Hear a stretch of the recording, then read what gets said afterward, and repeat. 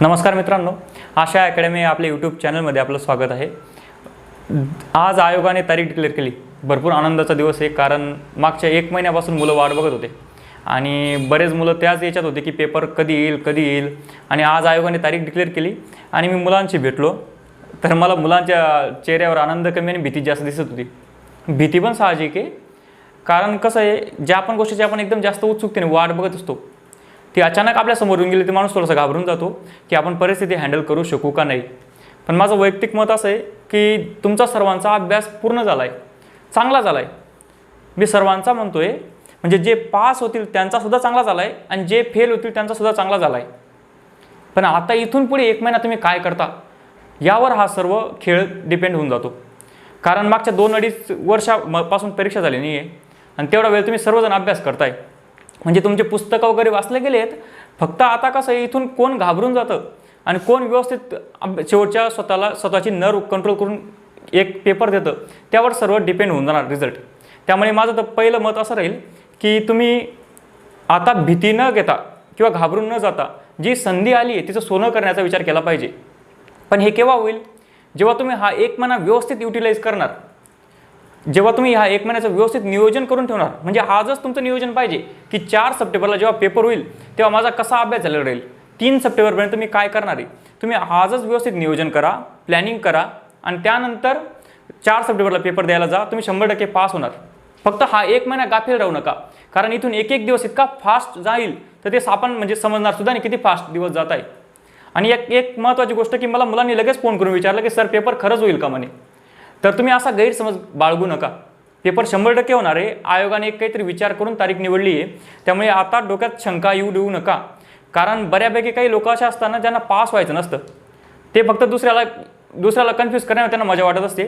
तर अशा लोक अफवा पसरवत असतात की पेपर होणार नाही। तर ह्या लोकांचं अजिबात ऐकू नका, पेपर 100% होईल। तुमच्याकडे 1च महिना उरला आहे, तर 1 महिना ताकदीने अभ्यास करा, व्यवस्थित नियोजन करा आणि पेपरला सामोरे जा। तर जो काही माझा थोडाफार अनुभव आहे 2-3 वर्षाचा, त्यात मी तुम्हाला सांगतो की शेवटच्या महिन्यात कसं केलं पाहिजे, त्यासंबंधी मी काही स्ट्रॅटजी आणि शेवटच्या 1 महिन्यात आपण कोणत्या इम्पॉर्टंट गोष्टी फॉलो केल्या पाहिजे तर त्याबद्दल मी तुम्हाला थोडी माहिती देण्याचा प्रयत्न करतो। बरोबर,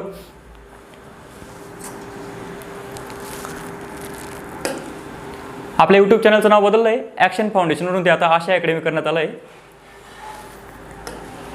बघा, स्ट्रॅटजी म्हटलं म्हणजे काय की पुढच्या 1 महिन्यात किंवा प्लॅनिंग म्हटलं म्हणजे काय तर पुढच्या 1 महिन्यात तुम्ही 30 दिवस काय करणार, पहिले 5 दिवस काय करणार, नंतरचे 5 दिवस काय करणार, शेवटचे 5 दिवस काय करणार, हे तर प्रत्येकजण आपापलं प्लॅनिंग बनवणार आहे। कोणते विषय कसे वाचायचे, काय वाचायचे ते पण आपल्याला महत्त्वाचं असतं त्या प्लॅनिंगमध्ये। पण हे सोडून काही इतर महत्त्वाच्या गोष्टी आहेत, त्यामुळे पहिले थोड्या वेळात एक्सप्लेन करतो। ज्यांना डायरेक्ट स्ट्रॅटेजी पाहिजे असेल त्यांनी अर्ध्यापासून व्हिडिओ चालू करा, त्यांना डायरेक्ट स्ट्रॅटेजी मिळून जाईल। पण माझ्या मते जितकं स्ट्रॅटेजी, जितका अभ्यास आणि जितकं प्लॅनिंग महत्त्वाचं आहे तितकंच ह्या इतर गोष्टीसुद्धा डिपेंड करतात। ह्या इतर गोष्टींचा सुद्धा आपल्या रिझल्टवर परिणाम होत असतो। बरोबर, तर त्यामुळे ह्या इतर गोष्टी थोड्या वेळात मी एक्सप्लेन करतो, थोड्या मिनिटात, आणि त्यानंतर आपण मेन स्ट्रॅटेजीकडे जाऊ। तर सर्वात महत्त्वाचं काय, वेळेचा हिशोब राहू देणे। बघा, वैयक्तिक माझं मत असं आहे की 30 दिवस भरपूर असतात व्यवस्थित रिव्हिजन करायला, पण हे 30 दिवस फार कमी पण असतात। कारण हा वेळ इतका फास्ट जात असतो, आपल्याला असं वाटतं हे पण वाचून घेऊ ते पण वाचून घेऊ, यात आपल्याला नेमका एका दिवसात जे आपलं टार्गेट असतं ना ते 2 दिवसात होत चालतं। त्यामुळे इथे 1-1 मिनिटाचा हिशोब महत्त्वाचा होऊन जातो। तर आता शेवटचे 30 दिवस आहेत, तर यात प्रत्येक मिनिटाचा तुमचा हिशोब पाहिजे की हां कुठे कुठे आपला वेळ वाचू शकतो, तर तो वेळ वाचवा आणि अभ्यासावर त्याचा म्हणजे अभ्यासात त्याला कन्वर्ट करत चला। जसं बघा, तुमचा सर्वात महत्त्वाचा वेळ कुठे जाऊ शकतो, तर सर्वात महत्त्वाचा तुमचा वेळ जातो सोशल मीडियावर, जसं फेसबुक, यूट्यूब, इंस्टाग्राम वगैरे, व्हॉट्सअप। तर तुम्ही माझ्यामध्ये हे शेवटचा महिना ते सर्व बंदच केलं पाहिजे। बरोबर, आता तुम्ही यूट्यूब वापरताय, यूट्यूबचे बरेच फायदे आहेत, यूट्यूबवरून तुम्हाला बऱ्यापैकी अभ्यासाचं कंटेंट मिळून जातं। पण यूट्यूबचा वापर कसा केला पाहिजे माहिती आहे का, की समजा तुम्हाला एखादा चॅप्टर आहे, समजा सायन्सचा तुमचा लाईट नावाचा चॅप्टर आहे, बरोबर, हे लाईट नावाचं चॅप्टर एकदम महत्त्वाचं आहे, प्रकाश, यावर बऱ्यापैकी प्रश्न येत असतात। तर तुम्हाला हे चॅप्टर वाचायचं आहे, हे चॅप्टर तुम्हाला समजत नाही आहे, तर तुम्ही यूट्यूबवर त्याचं नाव टाकू शकता। यूट्यूबवर तुम्ही सर्च केलं लाईट नावाचं चॅप्टर आणि तेवढंच तुम्ही बघा, म्हणजे तुमचा तेवढा वेळ वाया जात नाही, तुम्ही काहीतरी त्याचा फायदा उचलताय। बरोबर, मात्र तुम्ही जर आता नुसतं यूट्यूब ओपन केलं आणि त्यात वेगवेगळे व्हिडिओज येत आहे, कोणते पण एखाद्या मूवीचं ट्रेलर येतं आहे, एखाद्या वेब सिरीजचं ट्रेलर येतं आहे, हे इतके मनोरंजक असतात की आपण एकदा पाहायला लागलो आपले 2 तास कुठे जात आहे ते आपल्याला समजत नाही। तर त्यामुळे अशा गोष्टींना तुम्ही थोडंसं इग्नोर करा, कारण शेवटचा महिना फार महत्त्वाचा आहे. हे 30 दिवस जेव्हा तुम्ही वेळ वाया घालताय तेव्हा कोणतरी दुसरा अभ्यास करतोय. आणि स्पर्धा परीक्षामध्ये मेन स्पर्धा परीक्षा आणि कॉलेजची डिग्री यातला मेन फरक काय माहिती का? कॉलेजच्या डिग्रीमध्ये प्रत्येकजण आपला स्वतःला पास होण्यासाठी काम करत असतं, पण स्पर्धा परीक्षेमध्ये आपल्याला दुसऱ्याची पोस्ट ओढायची. त्याच पोस्ट मागे 4 लोक लागलेत, तुम्हाला 3 लोकांना हटवून स्वतः पुढे जायचंय. बरोबर. त्यामुळे आपण जो वेळ वाया घालतोय तो दुसरा कोणतरी काम करतं त्यावर. त्यामुळे असं यूट्यूब वगैरे या गोष्टींकडे तुम्ही लक्ष देऊ नका. वैयक्तिक जर मी तुमच्या जागेवर राहिलो असतो तर मी कदाचित हा व्हिडिओ सुद्धा पाहत नसतो, की शेवटचा 1 महिन्यात मी सुद्धा कोणाची स्ट्रॅटेजी वगैरे बघितली नसती. बरोबर. कारण मी स्वतःला चांगलं ओळखतो, मला माझे पॉझिटिव्ह पॉईंट पण माहिती आहे, माझे निगेटिव्ह पॉईंट पण माहिती आहे. त्यामुळे मी स्वतःची स्ट्रॅटेजी स्वतःच बनवली असती. बरोबर. म्हणजे मी इतका सुद्धा टाइमपास केला नसता. तर माझं वैयक्तिक मत आहे काय, आता तुम्ही कोणाचं गायडन्स, मोटिवेशन, इन्स्पिरेशन हा पाहण्याचा वेळ नाही आहे. हा वेळ आहे फक्त अभ्यास करण्याचा. जितके पुस्तक बघता येतील तेवढे बघायचा, ज्या गोष्टी तुम्हाला पाठ करता येईल त्या पाठ करायचा. बरोबर. तर मग फेसबुक, इंस्टाग्राम, व्हॉट्सअप ह्या थोड्या सोशल मीडियापासून थोडं दूर होऊन जा. दुसरं महत्त्वाचा वेळ कुठे जातो आपला? मित्रांमध्ये. जसं आपण चहा प्यायला गेलो तर मित्रांसोबत गेलो तर आपल्याला अर्धा तास लागतो, आणि स्वतः एकटा गेलं तर 5 मिनिटात चहा पिली जाते. तर असं जिथे मित्रांसोबत टाइमपास होतोय तिथे मित्रांपासून थोडं दूर होऊन जा. जसं मी तुम्हाला स्वतःचा माझा अनुभव सांगितलं, तर मी शेवटच्या 1 महिन्यात बऱ्यापैकी मुलांशी माझा कॉन्टॅक्ट कमी होऊन जायचा. मी शेवटचा 1 महिन्यात एकटाच राहायला प्रेफर करतो स्वतःला. बरोबर. कारण तुमच्या एकट्यामध्ये तुम्ही स्वतः विचार करत असता की हां, हे माझं वाचायचं बाकी आहे, हे माझं वाचायचं राहिलंय, हे माझं वाचलं गेलंय. जेव्हा तुम्ही एकटे राहता तेव्हा तुम्ही या गोष्टींना विचार करत असता. जेव्हा तुम्ही मित्रांमध्ये असता तेव्हा तुमच्या वेगळ्याच गप्पा चालू असतात, आणि त्यात बऱ्यापैकी वेळ चालला जातो. त्यामुळे माझं तो वैयक्तिक मत शेवटचा 1 महिना जितकं होईल तितकं एकटं राहण्याचा प्रयत्न करा. बरोबर. आणि दुसरं अजून बघा वेळ कसा जातो. जर तुम्ही जेवण करताय, तुम्ही 40 मिनिटं जेवण करताय तर ते तुम्ही 20 मिनिटात करू शकता. असे तुम्हाला 20 मिनिटं वाचताय. बरोबर. जर तुमची मेस 1.5-2 किलोमीटर आहे आणि तुम्ही पायी जाताय, तुम्हाला अर्धा तास चालायला लागतोय. बरोबर. तर काय करू शकता तुम्ही? मेसवाल्याला रूमवर बोलून घ्या किंवा मेसवाल्याला रिडिंगला बोलून घ्या. म्हणजे तुमचा तेवढा वेळ वाचतोय ना. तुम्ही एवढ्या वेळात आराम जरी केला तरी चालेल, कारण तुम्ही जेव्हा झोप घेताय, तुम्ही आराम करताय ना, तुम्ही तुमच्या मेंदूला ताकद देताय पुढच्या अभ्यासासाठी. पण असा कोणताच टाइमपास करू नका, शारीरिक किंवा मानसिक त्रास घेऊ नका की ज्याच्याने तुम्हाला तुमचा वेळ वाया जातोय. वाटल्यास तेवढा वेळ वाचून तुम्ही थोडा झोपून घ्या, ते सुद्धा चालेल, कारण झोप हा फार महत्त्वाची गोष्ट आहे अभ्यासासाठी. बरोबर. तर तुम्ही असा तुमचा जिथे जिथे वेळ वाचवता येईल तिथे वेळ वाचवायचा प्रयत्न करा.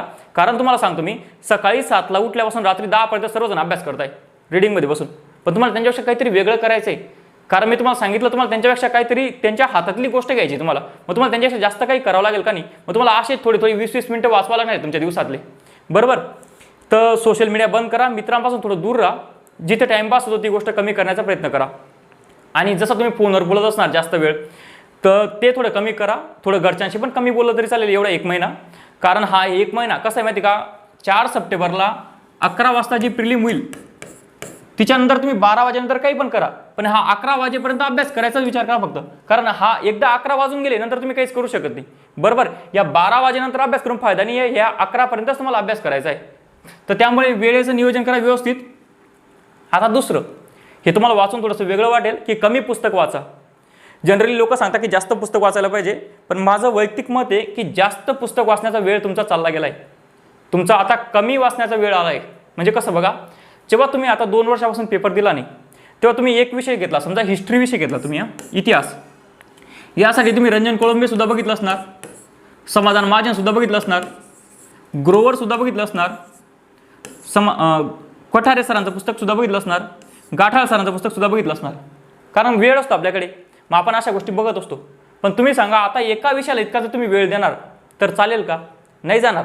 त्यामुळे काय करायचं, कोणतंही एक पुस्तक जे तुम्हाला चांगलं वाटलंय, जे तुम्हाला वैयक्तिक चांगलं वाटलं की हां, ह्या पुस्तकातला कंटेंट मला आठवतोय, याची माझी रिव्हिजन चांगली झाली आहे आणि ह्या पुस्तकाला मी जास्त वेळेस वाचलंय, तर ते पुस्तक प्रिफर करा आणि तेवढं एकच पुस्तक वाचा. माझं तर वैयक्तिक मत असं आहे की शेवटच्या आता 1 महिन्यात, या 30 दिवसात प्रत्येक विषयाचं एकच पुस्तक वाचलं पाहिजे. प्रत्येक विषयाचं एकच पुस्तक वाचलं पाहिजे. आणि जर तुम्हाला एखादा टॉपिक समजा तुम्ही सायन्सचं घेतलं आणि तुम्हाला कोळंबे सरांमधलं लाईट चॅप्टर चांगलं वाटतंय, तर तेवढ्या चॅप्टरची नोट्स काढलेली पाहिजे आणि ती नोट्स तुम्ही दुसऱ्या जे पुस्तक तुम्ही प्रिफर करता, समजा बस्के सरांचं, त्यासोबत ती नोट्स वाचली पाहिजे. पण असं करू नका की दुगी पुस्तक वाचतोय. त्याने काय होईल, तुम्ही एका विषयावर फार जास्त टाइम देऊन देणार आणि बाकी विषयांना वेळच भेटणार नाही. बरोबर. आणि यात काय होतं, समजा तुम्ही एखाद्या विषयाला, समजा सायन्सला तुम्ही एकदम जास्त टाइम देऊन दिला, एकदम चांगला अभ्यास केला, मात्र सायन्सचे क्वेश्चन आउट ऑफ सिलेबसच येऊन गेले किंवा आउट ऑफ बुकच येऊन गेले, तुम्ही काय करणार? तर असं करू नका. प्रत्येक विषयाची वाटणी व्यवस्थित करा. तुमचा प्लस पॉईंट जो आहे त्याच्यावर थोडा जास्त टाइम द्या, तुमचा जो मायनस पॉईंट आहे त्याला फक्त ॲव्हरेज मार्क घेण्याचा प्रयत्न करा. बरोबर.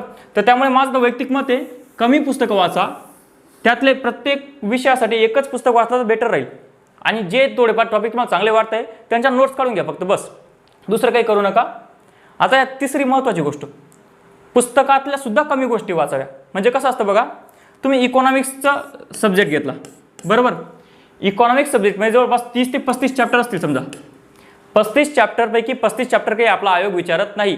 आयोग फक्त 10 ते 12 चॅप्टर यांच्यावरच प्रश्न विचारत असतं. उरलेले 20 चॅप्टर एक अधिक माहितीसाठी असतात. आणि आपण जेव्हा नवीन अभ्यास चालू केला आहे किंवा आपल्याकडे 1 वर्ष आहे तेव्हा पूर्ण पुस्तक वाचणं चांगलं राहतं, कारण आपल्याला पूर्ण पुस्तकाची अंडरस्टँडिंग येऊन जाते, पूर्ण भारताची अर्थव्यवस्था समजून जाते. पण आता समजण्याचा आणि अंडरस्टँडिंगचा वेळ चालला गेला आहे आपला, आता हा रिव्हिजनचा वेळ आहे. त्यामुळे ह्या 35 पैकी फक्त 10 ते 12 चॅप्टरच चांगले वाचले पाहिजे. मग तुम्ही म्हणणार बाकीचे 20 चॅप्टर डायरेक्ट सोडून द्यायचे का? तर तसं करायचं नाही. बघा काय करायचं, हे 10 ते 12 चॅप्टर व्यवस्थित वाचायचे आणि यातले समजा जे 15-20 चॅप्टर उरलेत त्यांची काय करायची, एक शॉर्ट नोट्स करायची. म्हणजे एक चॅप्टर जर समजा 20 पेजचं आहे तर त्याची नोट्स तुमची 4 पेजमध्ये झाली पाहिजे. त्याची नोट्स तुमची 4 पेजमध्ये झाली पाहिजे, बरोबर. असे तुम्ही 15-20 चॅप्टर जे तुम्हाला कमी महत्त्वाचे वाटत आहेत. आता तुम्हाला कमी महत्त्वाचे कसे वाटतील, तर जे आयोगाचे प्रश्न तुम्ही आतापर्यंत बघत आले आहेत त्यावर तुम्हाला एक अंदाज येऊन गेला असेल की कोणत्या चॅप्टरला आयोग प्रिफर करतो आणि कोणत्या चॅप्टरला करत नाही. त्यामुळे जे उरलेले चॅप्टर आहे त्यांच्या नोट्स काढून घ्या आणि शेवटचे जे 5-10 दिवस तुम्ही रिव्हिजन करणार, शेवटची रिव्हिजन, तेव्हा काय करायचं, हे 10-12 चॅप्टर परत एकदा वाचून घ्यायचे आणि हे 4-5 पानांचे जे नोट्स उरले आहेत तुमच्या तेवढ्या नोट्स वाचून घ्यायच्या. म्हणजे तुम्ही जेव्हा पेपरला जाता तेव्हा तुमचे 35च्या 35 चॅप्टर झालेले असतात. म्हणजे माझं महत्त्वाचं मत काय आहे की पुस्तक तर कमी वाचाच तुम्ही, पण त्या पुस्तकातल्या सुद्धा ज्या एकदम जास्त महत्त्वाच्या गोष्टी आहेत त्यांच्यावरच फोकस करा. कारण तुम्ही सर्व वाचायला जाणार त्यात काय होईल माहिती का, कसं असतं माहिती का, समजा मी तुम्हाला सांगितलं यातले 10 आणि 12 चॅप्टर महत्त्वाचे आहेत, तुम्ही काय करणार, ही चॅप्टर वाचणार तुम्ही, पण ते नंतरचे जे 20 चॅप्टर आहेत त्यांच्यावर तुम्ही इतकं लक्ष देऊन टाकणार तर त्यामुळे काय होईल, हे याचा जो महत्त्वाचा डाटा आहे तो तुम्ही विसरून जाणार. त्यामुळे काय करा, जे कमीत कमी महत्त्वाचे चॅप्टर आहेत त्यांच्यावर पहिले फोकस करा आणि हे झाले तर झाले, नाही झाले तरी चालतील, बरोबर. कारण त्यांच्यावर ऑलरेडी आयोगाने काही जास्त प्रश्न विचारले नाही आहे. तुम्ही एक छोटीशी बारीक नोट्स काढून घ्या, त्या नोट्समधले आले तर ठीक, नाही तर असं पण त्यावर जास्त प्रश्न येत नाही. पण तुम्ही सर्व वाचायला गेले तर तुम्ही हे जे महत्त्वाचे चॅप्टर आहेत तेच तुम्ही इग्नोर करून देणार. कारण समजा एक लास्टचं चॅप्टर आहे, समजा LPG, बरोबर, हे LPG चॅप्टर लास्टचं आहे आणि हे एकदम महत्त्वाचं चॅप्टर आहे आणि तुम्ही हे मध्ये 20 चॅप्टर वाचून टाकले जास्तीचे, तर तुमच्या नंतर LPGला मन लागेल का? नाही लागणार. त्यामुळे जे महत्त्वाचे 10-12 चॅप्टर ते पहिले वाचा, बरोबर. हा LPG पहिले संपवून टाका आणि नंतर या उरलेल्या चॅप्टरकडे जा आणि या चॅप्टरच्या नोट्स काढा, बरोबर. आणि त्या नोट्स काढून नंतर शेवटच्या रिव्हिजनला वाचा. आलं लक्षात? तर त्यामुळे काय करणार, हे जे इकॉनॉमिक्सचे काही इम्पॉर्टंट चॅप्टर्स आहे ज्यावर आयोग परत परत प्रश्न विचारत असतात ते कोणते चॅप्टर आहे त्याची मी लिंक डिस्क्रिप्शनमध्ये PDF देऊन ठेवेल, तुम्ही ते एकदा व्यवस्थित बघा. तेवढे चॅप्टर एकदम मन लावून करा, कारण प्रश्न त्यावर येणारच आहेत. आणि उरलेले चॅप्टर डायरेक्ट सोडू नका, तर त्यांची काय करशाल, त्यांची एक बारीकशी नोट्स काढून घ्या आणि तेवढी वाचत बसा. आता चौथा पॉईंट, वाचताना लिहत राहा. याचा फायदा काय होईल मी तुम्हाला सांगितलं बघा. तुम्ही जर 20 चॅप्टर एखाद्या विषयामध्ये त्यातले 10 चॅप्टर एकदम महत्त्वाचे आहेत, त्या उरलेल्या 10 चॅप्टरला जर तुम्ही लिहून ठेवलंय, त्या उरलेल्या 10 चॅप्टर तुम्ही शॉर्टकटमध्ये लिहून ठेवलंय, तर शेवटच्या रिव्हिजनला तुमचे 10 चॅप्टर परत होतील आणि याच्या नोट्स होऊन जातील. म्हणजे तुमचं पूर्ण पुस्तक कंप्लीट झालेलं असेल. त्यामुळे वाचताना लिहत राहा. मी काय म्हटलं तुम्हाला, त्या उरलेल्या चॅप्टरांची नोट्स काढून घ्या म्हटलं. आता तुमच्याकडे वेळ आहे का नोट्स काढायला? तर नाही. त्यामुळे तुम्ही काय करणार, जेव्हा वाचताय तेव्हाच लिहत चला की हां मला वाटतंय पायाभूत सुविधा, एक चॅप्टर आहे समजा इकॉनॉमिक्समधलं, त्याच्यावर प्रश्न झालेले नाही, म्हणजे पुस्तकातला प्रश्न नाही त्यावर. मी कोळंबे सरांचं बोलतोय समजा, ते पुस्तक मी वाचतो तर त्यात पायाभूत सुविधावरचे जास्त प्रश्न दिसत नाही मला, कारण ते प्रश्न करंट रिलेटेड असतात, बरोबर. तर त्यावेळेस तुम्ही बघा पायाभूत सुविधामधलं एक रेडिओ नावाचा एक कन्सेप्ट आहे, बरोबर. म्हणजे रेडिओ नावाचा एक टॉपिक आहे. तर रेडिओवर नेहमी प्रश्न येतो की त्याचं ब्रीदवाक्य काय आहे, बहुजनित आहे, बहुजन सुख आहे, ते किती भाषांमध्ये प्रसिद्ध होतं वगैरे. तर त्यामुळे हे रेडिओ टॉपिक फक्त पायाभूत सुविधामधला तुम्ही नोट्स काढून घ्या वाचतानाच. बाकी गोष्टी तुम्हाला माहिती जास्त विचारत नाही. हे तुम्हाला केव्हा समजेल कोणत्या गोष्टी जास्त इम्पॉर्टंट आहे, जेव्हा तुम्ही आयोगाचे प्रश्न बघितलेले असतील तेव्हा. तर मी इकॉनॉमिक्सचं तसं देऊन ठेवेल तुम्हाला की कोणते कोणते टॉपिक जास्त महत्त्वाचे आहेत. त्यामुळे वाचताना लिहत राहा. तुम्ही जेव्हा पायाभूत चॅप्टर फास्टमध्ये वाचताय आता शेवटच्या रिव्हिजनला, तेव्हाच त्याच्यात रेडिओ टॉपिकची नोट्स काढून ठेवा. 2-3 लाईनमध्ये येईल ती, फक्त जास्त 5 लाईनची असेल ती. आणि पेपरच्या पहिले ते वाचून घ्या. म्हणजे तुम्ही जेव्हा पेपरला जाणार तेव्हा तुम्हाला सर्व तुमचं लक्षात राहिलेलं राहील. तुमचं जवळपास पूर्ण पुस्तक तुमच्या वाचना गेल्यात राहील. पण जर तुम्ही पूर्ण पायाभूत चॅप्टर बघितलं ते 50 पेजचं चॅप्टर असेल, तर 50 पेजमधले फक्त 5च लाईन महत्त्वाच्या आहेत. मग तुम्ही जर 50 पेज वाचत बसले तर तुमचं जे महत्त्वाचे चॅप्टर आहेत, बरोबर, जसं राष्ट्रीय उत्पन्न किंवा दारिद्र्य बेरोजगारी, तुमचं त्याच्याकडे लक्ष राहणार नाही. त्यामुळे तुम्ही पहिले एक सिलेक्टेड टॉपिक बघा की कोणते टॉपिक एकदम महत्त्वाचे आहेत आणि त्यांच्यावरच फोकस करत चला. आणि वाचताना लिहायची सवय करा. त्याच्याने काय होईल, तुम्हाला विशेष वेगळा टाईम द्यावा लागणार नाही नोट्स काढण्यासाठी. बरोबर. आता पुढचं हे एकदम महत्त्वाचं आहे. जर तुम्ही मला कोणी विचारलं की MPSC मध्ये एखादी अडचण आहे तुम्हाला, तर मला तुम्ही MPSC मधल्या 100 अडचणी सांगा परीक्षा पास होण्यासाठी. मी 100 अडचणींचं उत्तर एकच सांगेल की आयोगाचे प्रश्न म्हणजे रामबाण इलाज आहे. आयोगाचे प्रश्न काहीही करू शकता. जर तुम्ही पुस्तक नाही पण वाचले पण तुमचे आयोगाचे प्रश्न पास आहे तरी तुम्ही पास होऊ शकता. म्हणजे तुमचे आयोगाचे प्रश्न जर पाठ आहेत तरी तुम्ही प्रश्न पास होऊ शकता, परीक्षा पास होऊ शकता. पण जर तुमचं पूर्ण पुस्तक पाठ आहे पण तुमचे आयोगाचे प्रश्न वाचलेले नाही तुम्ही, तर तुमचे चान्सेस 0 आहेत पास होण्याचे. त्यामुळे मला जर तुम्ही काही विचारलं की MPSC मधली सर्वात चांगली गोष्ट काय, MPSC मधला कोणत्या पण गोष्टीचा इलाज काय, तर मी सांगेल तुम्हाला आयोगाचे प्रश्न हाच रामबाण इलाज आहे. त्यामुळे तुम्ही हे शेवटचे 30 दिवस मुलं पुस्तक वाचण्यावर भर देतील. सर्वच मुलं पुस्तक वाचतील. असं कोणीच नाही जो कोळंबे सरांचं पॉलिटी वाचणार नाही किंवा लक्ष्मीकांतांचं पॉलिटी वाचणार नाही, असं कोणीच माणूस राहणार नाही. बरोबर. पण यातले जवळपास 90% मुलं आयोगाचे प्रश्न वाचणार नाही. यातले 90% मुलं आयोगाचे प्रश्न वाचणार नाही. बरोबर. तर आपण तिथे पुढे जाऊ शकतो मुलांपेक्षा, कारण पुस्तकं आपण पण वाचले, त्यांनी पण वाचले, पण त्यांनी हे वाचलं नाही, आपल्याला ते वाचायचं आहे. त्यामुळे आयोगाच्या प्रश्नांकडे लक्ष द्या. आणि आता त्यांच्याकडे लक्ष कसं द्यायचं ते पण मी तुम्हाला सांगतो. बघा, समजा तुम्ही दिवसाच्या अभ्यासाचे स्लॉट केले. समजा तुम्ही 3 स्लॉट केले अभ्यासाचे. सकाळी तुम्ही 7 वाजता अभ्यासाला बसले आणि तुम्ही 10:30 पर्यंत अभ्यास केला. बरोबर. त्यानंतर अर्धा तासचा ब्रेक घेतला. त्यानंतर 11 ते 12 काय करा माहिती का, 11 ते 12 आयोगाचे क्वेश्चन पेपर सोडवा. आयोगाचे क्वेश्चन पेपर कोणती सोडवा, तर 2017 पासून आपली गट ब ची परीक्षा आहे ना, तर गट ब च्या जेवढ्या प्रिलिम झाल्या आहेत, बरोबर, त्या 3 प्रिलिम झाल्या समजा कंबाईनच्या, या 3 प्रिलिम सोडवा. बरोबर. त्यानंतर PSI STI चे सिंगल पेपर झाले ते 16 पासूनचे 2-3 आहेत ते 2-3 पेपर सोडवा PSI STI ASO चे. आणि नंतर क्लास 3च्या पण जवळपास 5-6 प्रश्नपत्रिका असतील प्रिलिमच्या. म्हणजे अशा किती झाल्या, या 10-12 प्रश्नपत्रिका असतील समजा. या 10-12 प्रश्नपत्रिका शेवटच्या महिन्यामध्ये सोडवा. कोणत्या वेळामध्ये, 11 ते 12 ह्या वेळेमध्ये सोडवा. का बरं, कारण आपल्याला आयोगाचा पेपर हा 11 ते 12 ह्या वेळेतच द्यायचा आहे. मग त्याच्याने काय होईल, जेव्हा 11 वाजतील तेव्हा तुमच्या डोक्याला एक सवय होऊन गेली असेल की मला आयोगाचे प्रश्न बघायचे आहेत. मग तुम्ही जेव्हा पेपरला जाणार ना, तेव्हा 11 वाजेच्या पहिल्या मिनिटापासून तुम्ही तयार राहणार पेपर देण्यासाठी. त्यामुळे 11 ते 12 ह्या वेळेत तुम्ही पेपर सोडवण्याची प्रॅक्टिस करा. याचे 2 फायदे होतील. पहिला काय, तुम्हाला पेपर सॉल्व्हिंगची टायमिंगचा तुम्हाला अंदाज येईल की एका तासात आपल्याला 100 प्रश्न वाचायचे, तुमचा स्पीड वाढेल. आणि दुसरा अजून असं होईल की तुम्हाला इम्पॉर्टंट टॉपिक समजतील. ही इम्पॉर्टंट टॉपिक कुठे कामात येतील, ही इम्पॉर्टंट टॉपिक तुम्हाला इथे कामात येईल की कोणत्या कमी गोष्टी महत्त्वाच्या आहेत, त्यावर तुमचं लक्ष जाईल. आलं लक्षात. त्यामुळे जर तुम्हाला पास व्हायचं आहे तर तुम्ही ती 10 ते 12 प्रश्नपत्रिका वाचल्या पाहिजे. म्हणजे तुम्ही आता उद्यापासून 5 तारखेपासून सुरुवात केली तर 15 तारखेपर्यंत तुमच्या प्रश्नपत्रिका होऊन जातील. विचार करा तुम्हाला 10 दिवसात तुमच्याकडे 1000 क्वेश्चन आहेत आयोगाचे. बरोबर. यातले काही रिपीट होणार आहे पण यातले टॉपिक तुम्हाला समजणार आहे. बरोबर. आणि तुमची प्रॅक्टिस होऊन जाणार आहे 100 प्रश्न सोडवायची. म्हणजे तुम्हाला समजेल की 100 प्रश्न माझ्या 1 तासात होता का नाही. बरोबर. इतका सर्व फायदा हा आयोगाच्या प्रश्नामुळे होईल. मी परत एकदा सांगतो, पुस्तकं सर्वच लोक वाचणार आहेत, पण हे आयोगाचे प्रश्न फक्त 10% लोक करणार आहेत.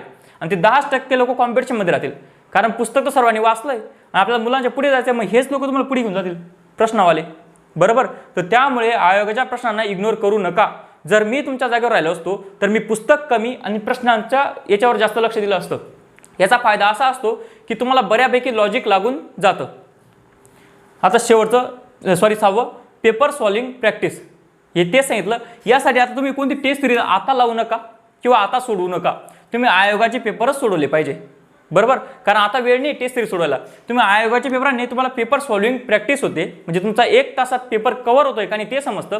दुसरं, तुम्हाला बऱ्यापैकी प्रश्न जे लॉजिकवर आहे, बरोबर, जे लॉजिकवर प्रश्न ना, ते तुमचा लॉजिक लागण्याचा तुम्हाला एक हे होऊन जाते, सवय होऊन जाते की लॉजिक कसं लावायचं. म्हणजे बघा, तुम्हाला एक एक्झाम्पल सांगतो. राज्यसेवा 2018चा एक प्रश्न आहे. त्यात प्रश्न मला आठवत नाही पण तो विज्ञानाचा गणिताचा प्रश्न आहे, म्हणजे प्रॉब्लेम्स आहे विज्ञानाचं. त्यात एक ऑप्शन आहे 1.2 इलेक्ट्रॉनिक व्होल्ट, 1.2 जूल. थोडंसं माझा अंदाज, आकडे चुकू शकता पण जवळपासचेच आकडे आहेत. आणि इकडे काहीतरी समथिंग आहे इलेक्ट्रॉन व्होल्ट यांचे आकडे वेगळे, समजा एक्स किंवा वाय. बरोबर. तुम्ही 2018ची प्रश्नपत्रिका बघा, तर त्यात तर तुम्हाला लॉजिक कसं लागू शकतं की बघा 3 ठिकाणी इलेक्ट्रॉन व्होल्ट आहे, म्हणजे उत्तर तुमचं इलेक्ट्रॉन व्होल्टमध्ये, आणि जूल एका ठिकाणी, पण या दोघांचा आकडा सारखा आहे. बरोबर. मग तुम्हाला समजेल की 1.2 मध्ये उत्तर आहे आणि इलेक्ट्रॉनिक व्होल्टमध्ये उत्तर आहे. मग तुम्ही 1 नंबर बरोबर गोल करता. हे तुम्हाला लॉजिक केव्हा समजतं, जेव्हा तुम्ही आयोगाचे प्रश्न सोडवले आहेत तेव्हा. त्यामुळे आयोगाचे प्रश्न सोडवा, त्याच्याने तुमची प्रॅक्टिस होईल आणि तुमचं लॉजिक डेव्हलप होईल. बघा पुस्तकातले प्रश्न 40 प्रश्न असतील पुस्तकातले, बरं 100 पैकी 40 प्रश्न पुस्तकातले दिसतील, बाकीचे 60 प्रश्न हे तुम्हाला लॉजिकवरच लावायचे, म्हणजे तुमचा अभ्यास आणि तुमचा अंदाज याच्यावर तुम्हाला हे 60 प्रश्न सोडवायचे. त्यामुळे मुलांना मार्क पडत नाही तर मुलांची पुस्तकं पाठ होऊन गेलेत. बरोबर. आणि हे लॉजिक कसं डेव्हलप होतं, जसं तुम्ही आयोगाचे प्रश्न सोडवले तसं तुमचं लॉजिक डेव्हलप होत चालतं. आणि हे तुम्हाला पेपर सॉल्विंग प्रॅक्टिसनेच जमणार आहे, आणि पेपर सॉल्विंग प्रॅक्टिस तुमच्या आयोगाच्या प्रश्नांमध्येच होणार आहे. आता शेवटचं कॉन्फिडन्स. आता कॉन्फिडन्सचा किती उपयोग होतो बघा. आता जर तुम्ही मला इथून पेपर द्यायला लावला, मी अजून अभ्यास केला नाही, तरी मी तो पास होऊन जाईल. का बरं माहिती आहे का, कारण मी भरपूर 2-3 परीक्षा पास झालोय आयोगाच्या. बरोबर. पण तुमच्याच मनात भीती काय की मी आजपर्यंत परीक्षा पास झालो नाही, त्यामुळे तुम्ही जो अभ्यास माझ्यापेक्षा जास्त करून ठेवलाय तो सुद्धा तुम्हाला इम्प्लिमेंट करता येत नाही. इतका मोठा ताकद असते कॉन्फिडन्समध्ये. त्यामुळे मी तुम्हाला एक गोष्ट सांगतो, तुमचा अभ्यास झालाय. मी काय सांगितलं, जे पास झाले त्यांचा पण झालाय आणि जे फेल होणार आहे त्यांचा सुद्धा अभ्यास होऊन गेलाय. फक्त तुम्ही 1 महिना स्वतःला कसं सांगताय की मी पास होतोय का मी फेल होतोय, तुम्ही स्वतःला सांगता कसं यावर तुमचा पूर्ण डिपेंड होऊन जातो रिझल्ट. त्यामुळे लक्षात राहू द्या की तुमचा अभ्यास झालाय, तुम्हाला फक्त या छोट्या मोठ्या गोष्टी बघायच्या आहेत आणि बस तेच इम्प्लिमेंट करायचं आहे. समजलं असेल तुम्हाला. आता मी तुम्हाला स्ट्रॅटेजीबद्दल पुढे सांगण्याचा प्रयत्न करतो. मेन स्ट्रॅटेजी कशी असली पाहिजे 30 दिवसांची ते मी तुम्हाला पुढे सांगतो. बरोबर. बघा मी तुम्हाला काय सांगितलं, 1-2 मिनिटात सांगतो मी तुम्हाला, 1 मिनिटात रिव्हिजन करून, की पहिले तर वेळ लक्षात राहू द्या. तुम्हाला 30 दिवस एकदम व्यवस्थित अभ्यास करायचा आहे. जिथे जिथे वेळ वाचवता येईल तो वेळ स्वतःवर खर्च करा. एक तर झोपून राहा, आराम करा किंवा त्याचा अभ्यासमध्ये युटिलायझेशन करा, पण वेळेचा व्यवस्थित हिशोब राहू द्या. पुस्तकं कमी वाचा. जनरली एकच पुस्तक वाचा आता एका विषयासाठी, आणि बाकी ज्या तुम्ही एक्स्ट्रा वाचलंय त्याच्या नोट्स असतील तेवढ्या वाचून घ्या. पुस्तकातल्या सुद्धा कमी गोष्टी वाचा. ज्यांच्यावर आयोग फोकस करतं तेवढ्याच गोष्टी वाचा. आयोग कोणत्या गोष्टीवर फोकस करतं एकच समजेल, तुम्ही आयोगाचे प्रश्न रोज सोडवत आहे 11 ते 12 मध्ये. बरं. कारण का बरं, त्याच वेळेला तुम्हाला पेपर द्यायचा आहे. त्यात तुम्हाला समजेल की कोणत्या गोष्टीवर आयोग जास्त फोकस करते, त्या गोष्टींनुसार पुस्तक वाचा. बरोबर. आणि ज्या उरलेल्या गोष्टी आहे त्याच्या नोट्स काढून घ्या. नोट्स काढायला वेगळा वेळ द्यायची गरज नाही, तुम्ही वाचतानाच लिहत राहा. म्हणजे जे उरलेले चॅप्टर आहेत त्याच्या नोट्स पण राहतील आणि जे मेन टॉपिक त्यावर तुमचा फोकस राहील. नाही तर कधी कधी काय होऊन जातं, या अतिरिक्त गोष्टींवर आपलं लक्ष चाललं जातं आणि मेन टॉपिकच राहून जातात. तसं करू नका. ज्या कमी गोष्टी महत्त्वाच्या आहेत त्या अगोदर करा, उरलेल्या गोष्टी लिहून टाका वाचतानाच, आणि आयोगाचे प्रश्न 11 ते 12 मध्ये सोडवा. याच्याने तुम्हाला काय होईल, तुमची पेपर सॉल्विंग प्रॅक्टिस होऊन जाईल. यात काय होईल, तुम्हाला तुमचा 1 तासात पेपर कव्हर होईल. दुसरं तुम्हाला वेळ पुरेल. तिसरं तुम्हाला लॉजिक डेव्हलप होईल. मी तुम्हाला सांगितलं 40 किंवा 50 प्रश्न पुस्तकातले दिसतात, उरलेले 50% ते 60% प्रश्न हे पुस्तकाच्या बाहेरचे असतात. हे तुमचा अभ्यास आणि तुमचा अंदाज म्हणजे लॉजिक यावर डिपेंड करतं. जसं मी तुम्हाला हे सांगितलं बघा, इथे कसं लॉजिक लागलं असतं. तुम्ही 2018चा राज्यसेवेचा पेपर बघा, त्यात तुम्हाला विज्ञानामध्ये हा प्रश्न दिसेलच. त्यात इलेक्ट्रॉन व्होल्ट 3 ठिकाणी आहे आणि हे 2 आकडे एका ठिकाणी सारखे आहेत. मग उत्तर तुमचं बरोबर निघतं की हे 2 जे आकडे सारखे आहेत ते आणि इलेक्ट्रॉनिक व्होल्ट. हे असं लॉजिक कसं डेव्हलप होतं, जर तुम्ही आयोगाचे प्रश्न भरपूर बघितलेत तरच हे लॉजिक डेव्हलप होतं. मग हे लॉजिक डेव्हलप करण्याचा प्रयत्न करा. बाकी मी तुम्हाला हे लॉजिकचा एखादा व्हिडिओ टाकूनच देईल यूट्यूबवर. बरोबर. पण स्वतःचं डेव्हलप झालेलं कधी पण चांगलं, कारण त्या 1 तासामध्ये इतकं टेन्शन असतं तर आपण आपलं नाव सुद्धा विसरून जातो. तरी दुसऱ्याने सांगितलेल्या गोष्टी काय लक्षात राहतील. त्यामुळे स्वतः हे तुम्ही प्रॅक्टिसने डेव्हलप करा, तुम्हाला पेपरमध्ये त्याचा फायदा होईल. आणि शेवटी सर्वात महत्त्वाचं कॉन्फिडन्स ठेवा. सर्वात महत्त्वाचं काय, कॉन्फिडन्स राहू द्या. जर तुम्हाला वाटतंय की मी 1 महिन्यात करून घेईल तर तुम्ही करून घेणार, आणि जर तुम्हाला वाटतं अरे 1च महिना आहे आणि माझं एवढं राहून गेलं होतं तर तुमच्याने काहीच होणार नाही. त्यामुळे स्वतःवर विश्वास ठेवा. ही जी संधी आली आहे 2 वर्षात तिचं सोनं करून टाका. ही तुमच्यासाठी झाली असं समजा. बरोबर. पण तुम्ही घाबरून गेले, जसं मला चेहरे दिसत होते मुलांचे, तुम्ही तशा चेहऱ्यामध्ये राहिले, तशा मानसिकतेत राहिले तर तुम्ही नक्की फेल होऊन जाणार. त्यामुळे या शेवटच्या 1 महिन्यात स्वतःवर विश्वास ठेवा आणि जास्त करून एकटं राहण्याचा प्रयत्न करा. मुलांमध्ये तुम्ही थोडं निगेटिव्ह होऊन जाता कधी कधी माणूस की हां याचा अभ्यास जास्त झाला आहे वगैरे. वास्तविक त्याचा अभ्यास काही जास्त राहत नाही, पण आपल्याला वाटतं की हां याचा अभ्यास जास्त झाला आहे, याने 2 पुस्तकं जास्त वाचले. अशा लोकांमध्ये राहू नका. त्याच्याने तुमचा कॉन्फिडन्स कमी. थोडं एकटं राहा, स्वतःला वेळ द्या, स्वतःला विचारा काय वाचलं गेलंय, काय वाचायचं बाकी. बरोबर. त्यामुळे कॉन्फिडन्स हाच तुम्हाला पास करेल. स्वतःवर विश्वास राहू द्या. आता जे 30 दिवसाची मेन स्ट्रॅटेजी आहे ती कशी असली पाहिजे मी तुम्हाला ते पुढे सांगतो. आता बघा, पुढच्या 30 दिवसांचं प्लॅनिंग कसं असलं पाहिजे, कोणत्या विषयाला किती वेटेज दिलं पाहिजे, काय केलं पाहिजे, त्यासंबंधी मी तुम्हाला थोडी एक गोष्ट सांगतो. पण त्याआधी एक महत्त्वाची गोष्ट सांगतो. मी जी तुम्हाला ही स्ट्रॅटेजी सांगतोय, हे जे प्लॅनिंग मी सांगतोय, हे प्लॅनिंग मी स्वतः फॉलो करायचो. बरोबर. हे मी स्वतःसाठी बनवलेलं प्लॅनिंग होतं. पण माझे प्लस पॉईंट हे तुमचे प्लस पॉईंट असतील असं नाही आहे, किंवा माझे जे मायनस पॉईंट आहे, निगेटिव्ह पॉईंट आहे, ते तुमचे निगेटिव्ह पॉईंट असतील असं नाही आहे. बरोबर. मला करंट जास्त यायचं नाही, पण कदाचित तुमचं करंट एकदम स्ट्रॉंग असेल. मग त्यामुळे ह्या प्लॅनिंगला आणि ह्या स्ट्रॅटेजीला ब्लाइंडली फॉलो करू नका. ब्लाइंडली फॉलो करू नका. बरोबर. मी जर तुमच्या जागेवर राहिलो असतो तर एखाद्या शिक्षकाने मला एखादं प्लॅनिंग दिलं, त्याने मला काही इन्स्ट्रक्शन दिल्या, तर मी त्या ऐकल्या असत्या, त्या मी समजून घेतल्या असत्या आणि माझ्या सोयीनुसार त्यात ॲडजस्टमेंट केली असती. तसं तुम्ही तुमच्या सोयीनुसार ॲडजस्टमेंट करा. ब्लाइंडली फॉलो करणारा पास होणार नाही. पण स्वतःला ज्याला माहिती आहे की माझे काय प्लस पॉईंट आहे, काय माझे मायनस पॉईंट आहे, तो माणूस जर ह्या गोष्टी अंमलात आणेल स्वतःच्या सोयीनुसार, त्यांना चेंज करून, तर त्याचं स्वतःचं ओन स्ट्रॅटेजी तो डेव्हलप करेल, ओन प्लॅनिंग डेव्हलप करेल, तोच मुलगा पास होईल. त्यामुळे ही स्ट्रॅटेजी सर्वांसाठी कॉमन आहे. तुम्ही ती ऐका आणि त्यात स्वतःच्या सोयीनुसार, जर मी तुम्हाला सांगितलं समजा सायन्सला 8 दिवस द्या, पण तुमचं सायन्स चांगलं आहे त्याला तुम्ही 2च दिवस द्या. तो उरलेला वेळ तुम्ही पॉलिटी जिओग्राफीवर खर्च करा. बरोबर.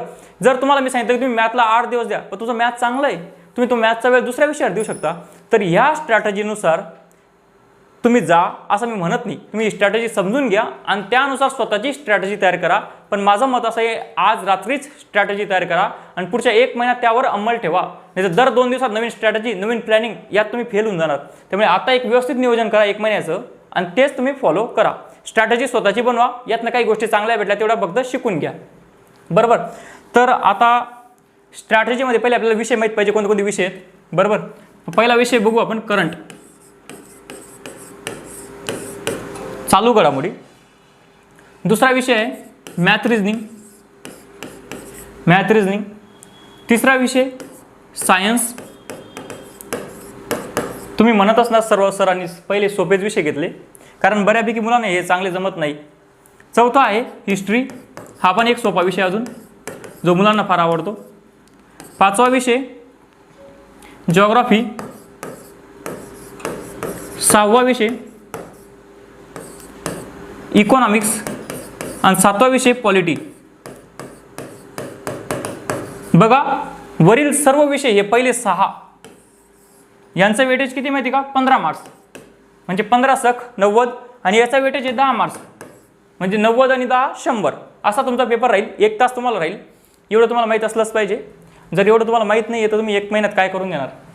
आता बघा, करंट, जितके मुलांचे मला कालपासून फोन आले, जितके लोक मला भेटले, त्यांनी सर्वांनी हा एकाच विषयाला, म्हणजे या एकाच विषयाला पण डोक्याला हात लावून ठेवला होता की या विषयाचं करायचं काय. आणि तुम्हाला मी खरं सांगतो, या विषयाचं मला सुद्धा काही माहीत नाही. कारण जेव्हा मी पेपर द्यायचो तेव्हा मला याच एका विषयाचं जास्त टेन्शन राहायचं. कारण हे जे विषय आहेत ना, हे एका पुस्तकावर डिपेंड असतात किंवा 2 पुस्तकावर डिपेंड असतात. यांचं मटेरियल जास्त बदलत नाही. बरोबर. आता सायन्समध्ये प्रकाश आहे, प्रकाशमध्ये रिफ्लेक्शन आहे, रिफ्रॅक्शन आहे, ते कोणी बदलणार नाही. बरोबर. पण हे करंटमध्ये दर 2 दिवसाला कधी नवीन होऊन जातं.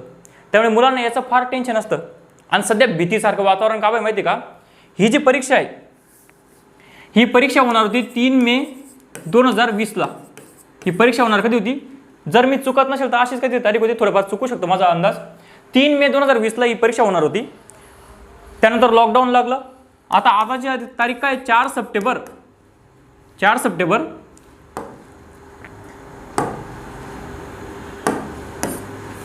तर आताची तारीख काय? 4 सप्टेंबर 2021. म्हणजे बघा, आपला आयोग जनरली 1 वर्षापूर्वीचं विचारतं करंट. म्हणजे इथून 1 वर्ष घ्या तुम्ही, 19 पूर्ण. त्यानंतर हा 20 सुद्धा पूर्ण होऊन गेलाय आता. आणि आता 21चा अर्धा वर्ष होऊन गेलाय. म्हणजे जवळपास 2.5 वर्षाचा करंट विचारायचं बाकी आहे. त्यामुळे मुलं चिंतामध्ये आहे की वाचायचं काय. 2.5 वर्षाचं करंट अजून बाकी आहे. पण त्यानंतर एक मला विद्यार्थी भेटला, त्याने मला एक गोष्ट सांगितली. सर म्हणे 3 मेला कंबाईनची एक्झाम होती म्हणे, आणि त्यानंतर एक इंजिनिअरिंगची कोणती तरी एक्झाम होती, इंजिनिअरिंगची समजा. तर ह्या इंजिनिअरिंगच्या एक्झामचा पेपर लॉकडाऊनमुळे याच्या अगोदर होऊन गेला, आता मागे थोड्या दिवसापूर्वी. बरोबर. आणि यात म्हणे सर म्हणे 2019चं करंट विचारलं होतं. मग त्याचं म्हणणं असं होतं की जर हा पेपर सेट होऊन गेला होता तर हा त्याच्या अगोदर होणारा पेपर सेट झालाच असेल म्हणे. मग तो म्हणत होता की याच्यासाठी फक्त 2019चंच करंट इम्पॉर्टंट आहे म्हणे. वास्तविक ह्या गोष्टीमध्ये एक पॉईंट आहे बरं, या गोष्टीमध्ये दम आहे की खरंच जर हा पेपर सेट झाला असेल तर हा त्याच्या अगोदरचा पेपर सेट झालाच असेल. पण तुम्ही, मला तरी वाटतं या गोष्टी रिलायबल राहू शकत नाही. म्हणजे का बरं काय माहीत, पण आयोग 2019 नंतरचं पण विचारू शकतो असं मला वाटतं. पण ह्या पॉईंटकडे तुम्ही दुर्लक्ष करू शकत नाही. त्यामुळे मी तुम्हाला एक सजेशन देईल. आता तुम्ही 1 महिन्यात 2.5 वर्षाचं करंट वाचणार का? आणि जर तुम्ही 2.5 वर्षाचं करंट वाचलं तर तुमच्या लक्षात राहील का? आणि जर ते तुमच्या लक्षात राहिलं तर बाकी विषयांना टाइम भेटेल का?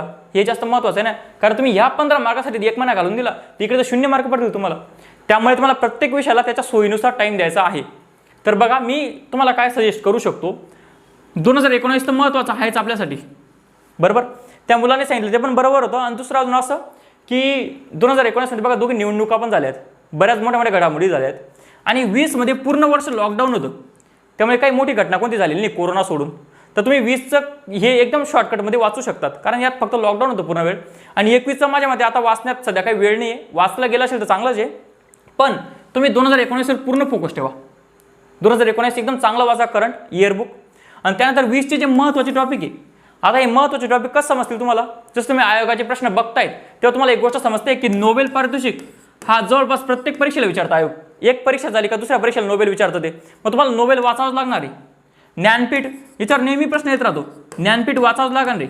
साहित्य अकॅडमीवर नेहमी प्रश्न येतो, साहित्य अकॅडमी वाचावंच लागणार आहे, बरोबर. मग ह्या गोष्टी तुम्ही 2020 मध्ये पण 19 मध्ये पण वाचून घ्या.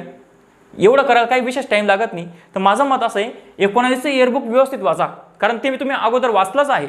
20चं सुद्धा तुम्ही अगोदर वाचलंच आहे. 19ची चांगली रिव्हिजन करा एकदम. त्यात जास्त घडामोडी झाल्या आहे, 20 मध्ये कमी घडामोडी झाल्या आहेत. तर त्यातल्या ज्या सिलेक्टेड टॉपिक जसं नोबेल ज्ञानपीठ वगैरे मी सांगितलं, त्या सिलेक्टेड टॉपिक चांगले वाचून घ्या, म्हणजे तुमचं करंटचं टेन्शन मिटून जातं, बरोबर. एक गोष्ट लक्षात राहू द्या, जर करंटचं काय विचारणार आहे तुम्हाला अंदाज नाही आहे तर महाराष्ट्रातल्या कोणत्याच मुलाला त्याचा अंदाज नाही आहे. त्यामुळे असं कोणी नाही जो 15 पैकी आज गॅरंटी करतो मी 13 पाडून टाकेल, अशी कोणालाच गॅरंटी नाही आहे. मग आपल्याला मुलांना इतके मार्क पडायचे, मुलांना किती पडणार आहे? 7-8 मार्क पडणार आहे, आपल्याला तेवढेच पाडायचे आहेत. त्यामुळे त्याचा अतिरिक्त लोड घेऊ नका, कारण ते कोणालाच माहीत नाही आहे. आणि तुम्ही याच्यात टेन्शन जगताय तर तुम्ही इकडे टाइम देत नाही जिकडे फुकटचे मार्क मिळत आहे, पॉलिटी इको थोडासा अभ्यास करून.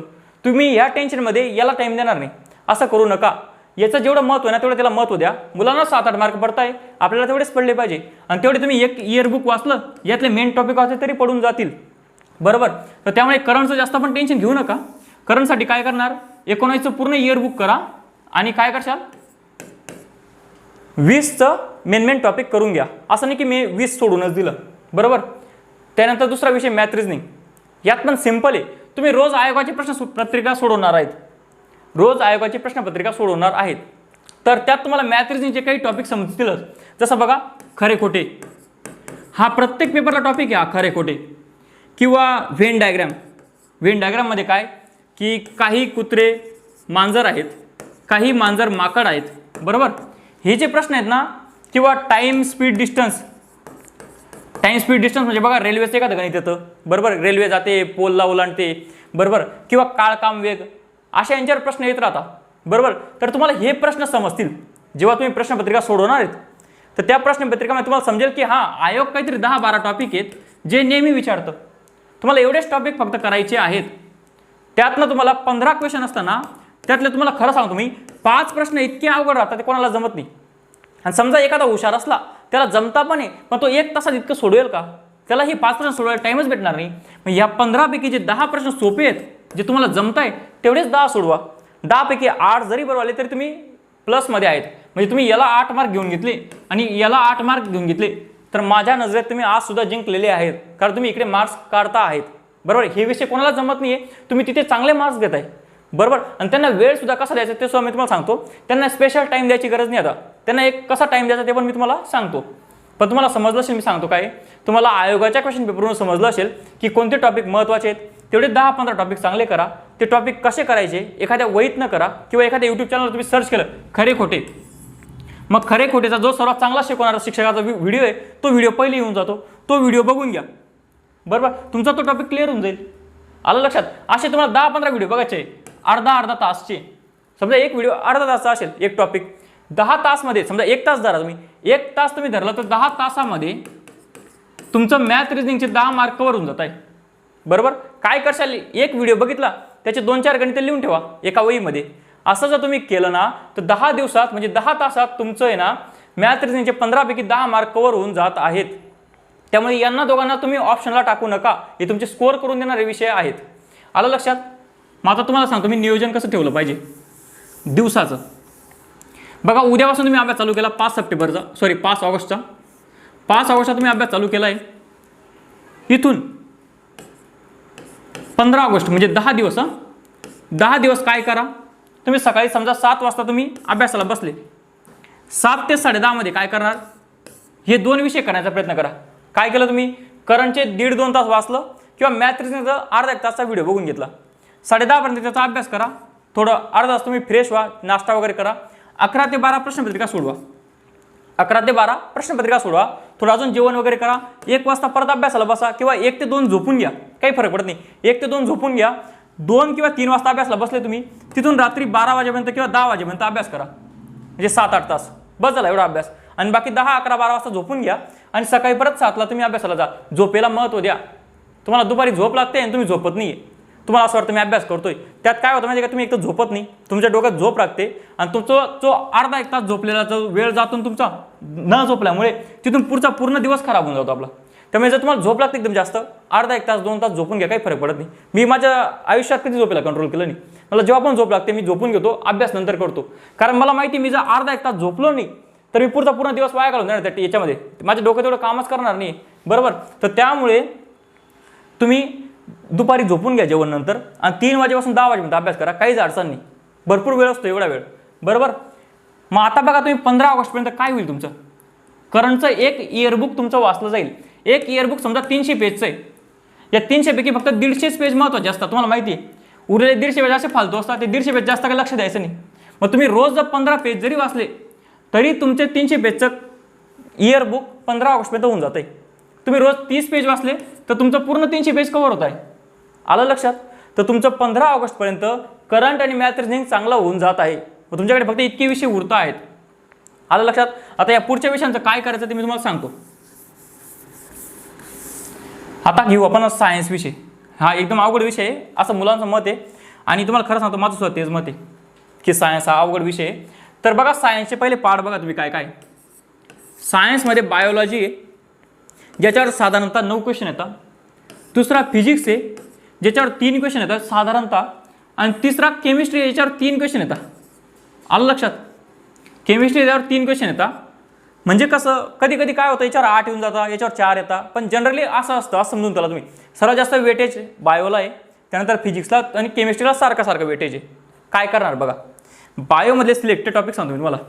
बघा बायोमधले सिलेक्टेड टॉपिक सांगतो मी तुम्हाला. जसं बघा प्राणींची संस्था आहे शरीराची संस्था. या संस्थामध्ये काय काय येतं बघा. जसं तुमची हृदयाची एक संस्था आहे, नंतर एखादी काय म्हणता किडनीची एखादी संस्था असते, बरोबर. तर ह्या ज्या संस्था आहेत 7-8 त्या बस्के सरांच्या पुस्तकात चांगल्या दिल्या आहेत, तुम्ही त्या करून घ्या. त्यांच्यावर तुमचे 1 ते 2 मार्क होऊन जाता. शरीराच्या ज्या संस्था आहेत सांगितलं मी, जसं काय म्हणता हृदयाची आहे, नंतर किडनीची आहे, ते तुम्ही करून घ्या. एकदम इझी टॉपिक येतो, त्यात तुम्हाला 1-2 मार्क्स कवर होऊन जाता, बरोबर. दुसरा एक महत्त्वाचा टॉपिक आहे वर्गीकरण. वर्गीकरण तुम्ही जर तुम्हाला समजत नसेल, जर तुम्हाला वर्गीकरण समजत नसेल तर 8वी आणि 9वीचं पुस्तक आहे स्टेट बोर्डचं, त्यात वाचा. 8वी आणि 9वीच्या स्टेट बोर्डमध्ये इतकं मस्त दिलं वर्गीकरण. तुम्ही तेवढं जरी केलं तरी तुमचे 2 पैकी एखादा मार्क तर येऊनच जातो तुम्हाला. 2 वर्गीकरणावर प्रश्न आले ना तर 1 मार्क येऊनच जातो 8वी आणि 9वीच्या वर्गीकरणावर. आलं लक्षात. आणि त्यानंतर दुसरं आहे अजून बायोलॉजीमध्ये बघा वनस्पतीशास्त्र. बायोलॉजीमध्ये एक आहे वनस्पतीशास्त्र. तर या वनस्पतीशास्त्रावर जवळपास 1-2 प्रश्न येतात. यातले 2-3 महत्त्वाचे टॉपिक मी तुम्हाला सांगतो. जसं बघा मायक्रो एलिमेंट्स, मॅक्रो एलिमेंट्स यांच्यावर एक प्रश्न येतो. किंवा जर समजा झिंक कमी पडलं तर वनस्पतीवर कोणता रोग पडतो, वनस्पतीवरचे आजार हा एक महत्त्वाचा टॉपिक आहे. यांच्यावर 1-2 प्रश्न येतात. म्हणजे बघा तुम्ही या बायोमधले 2 मार्क तुम्हाला संस्था, 2 मार्क तुमचे काय म्हणतात वर्गीकरण आणि 2 मार्क किंवा 3 मार्क समजा 2 किंवा 3 मार्क कशाचे 2 किंवा 3 मार्क तुमचे वनस्पतीशास्त्रावरचे रोग, मायक्रो एलिमेंट्स एवढ्या जरी तुम्ही केलं तरी 9 पैकी 7 क्वेश्चन तुम्हाला येऊ शकतात.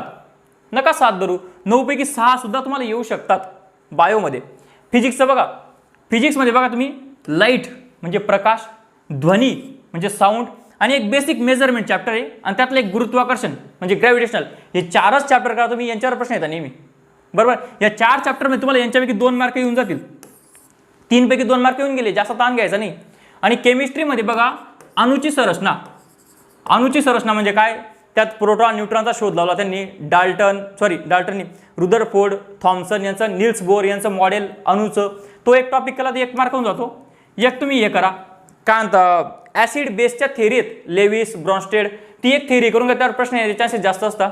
किंवा तुम्ही एक पिरियोडिक टेबल तो एक चांगला करून घ्या टॉपिक. या 3-4 गोष्टी तुम्ही करून ठेवा तर तरी तुम्हाला या 3 पैकी 2 मार्क्स येऊन जातात. म्हणजे बघा तुम्ही हे 6 आहे, 2 आणि 2 10 मार्क्स. मी तुम्हाला सांगतोय की सायन्समधले 15 पैकी 10 क्वेश्चन एकदम इझी राहतात. पण आपण काय करतो, ते जे उरलेले 5 प्रश्न आहेत ना, ते 5 प्रश्न कुठून आले तेच माहीत राहत नाही आणि आपल्याला असं वाटतं की सायन्स अवघड आहे. पण मी काय म्हणतो, तुम्ही त्या 5 क्वेश्चनवर फोकसच करू नका ना, तुम्ही या 10 क्वेश्चनचा विचार करा जे सोपे आहेत ते. या 10 पैकी जाऊ द्या 10 नका, 8च मार्क येऊ द्या. 8 तर एकदम इझी राहतात. जर तुम्ही इतका अभ्यास केला ना व्यवस्थित स्ट्रॅटेजीने तर तुम्हाला हे 8 मार्क्स व्यवस्थित मिळूनच जातील.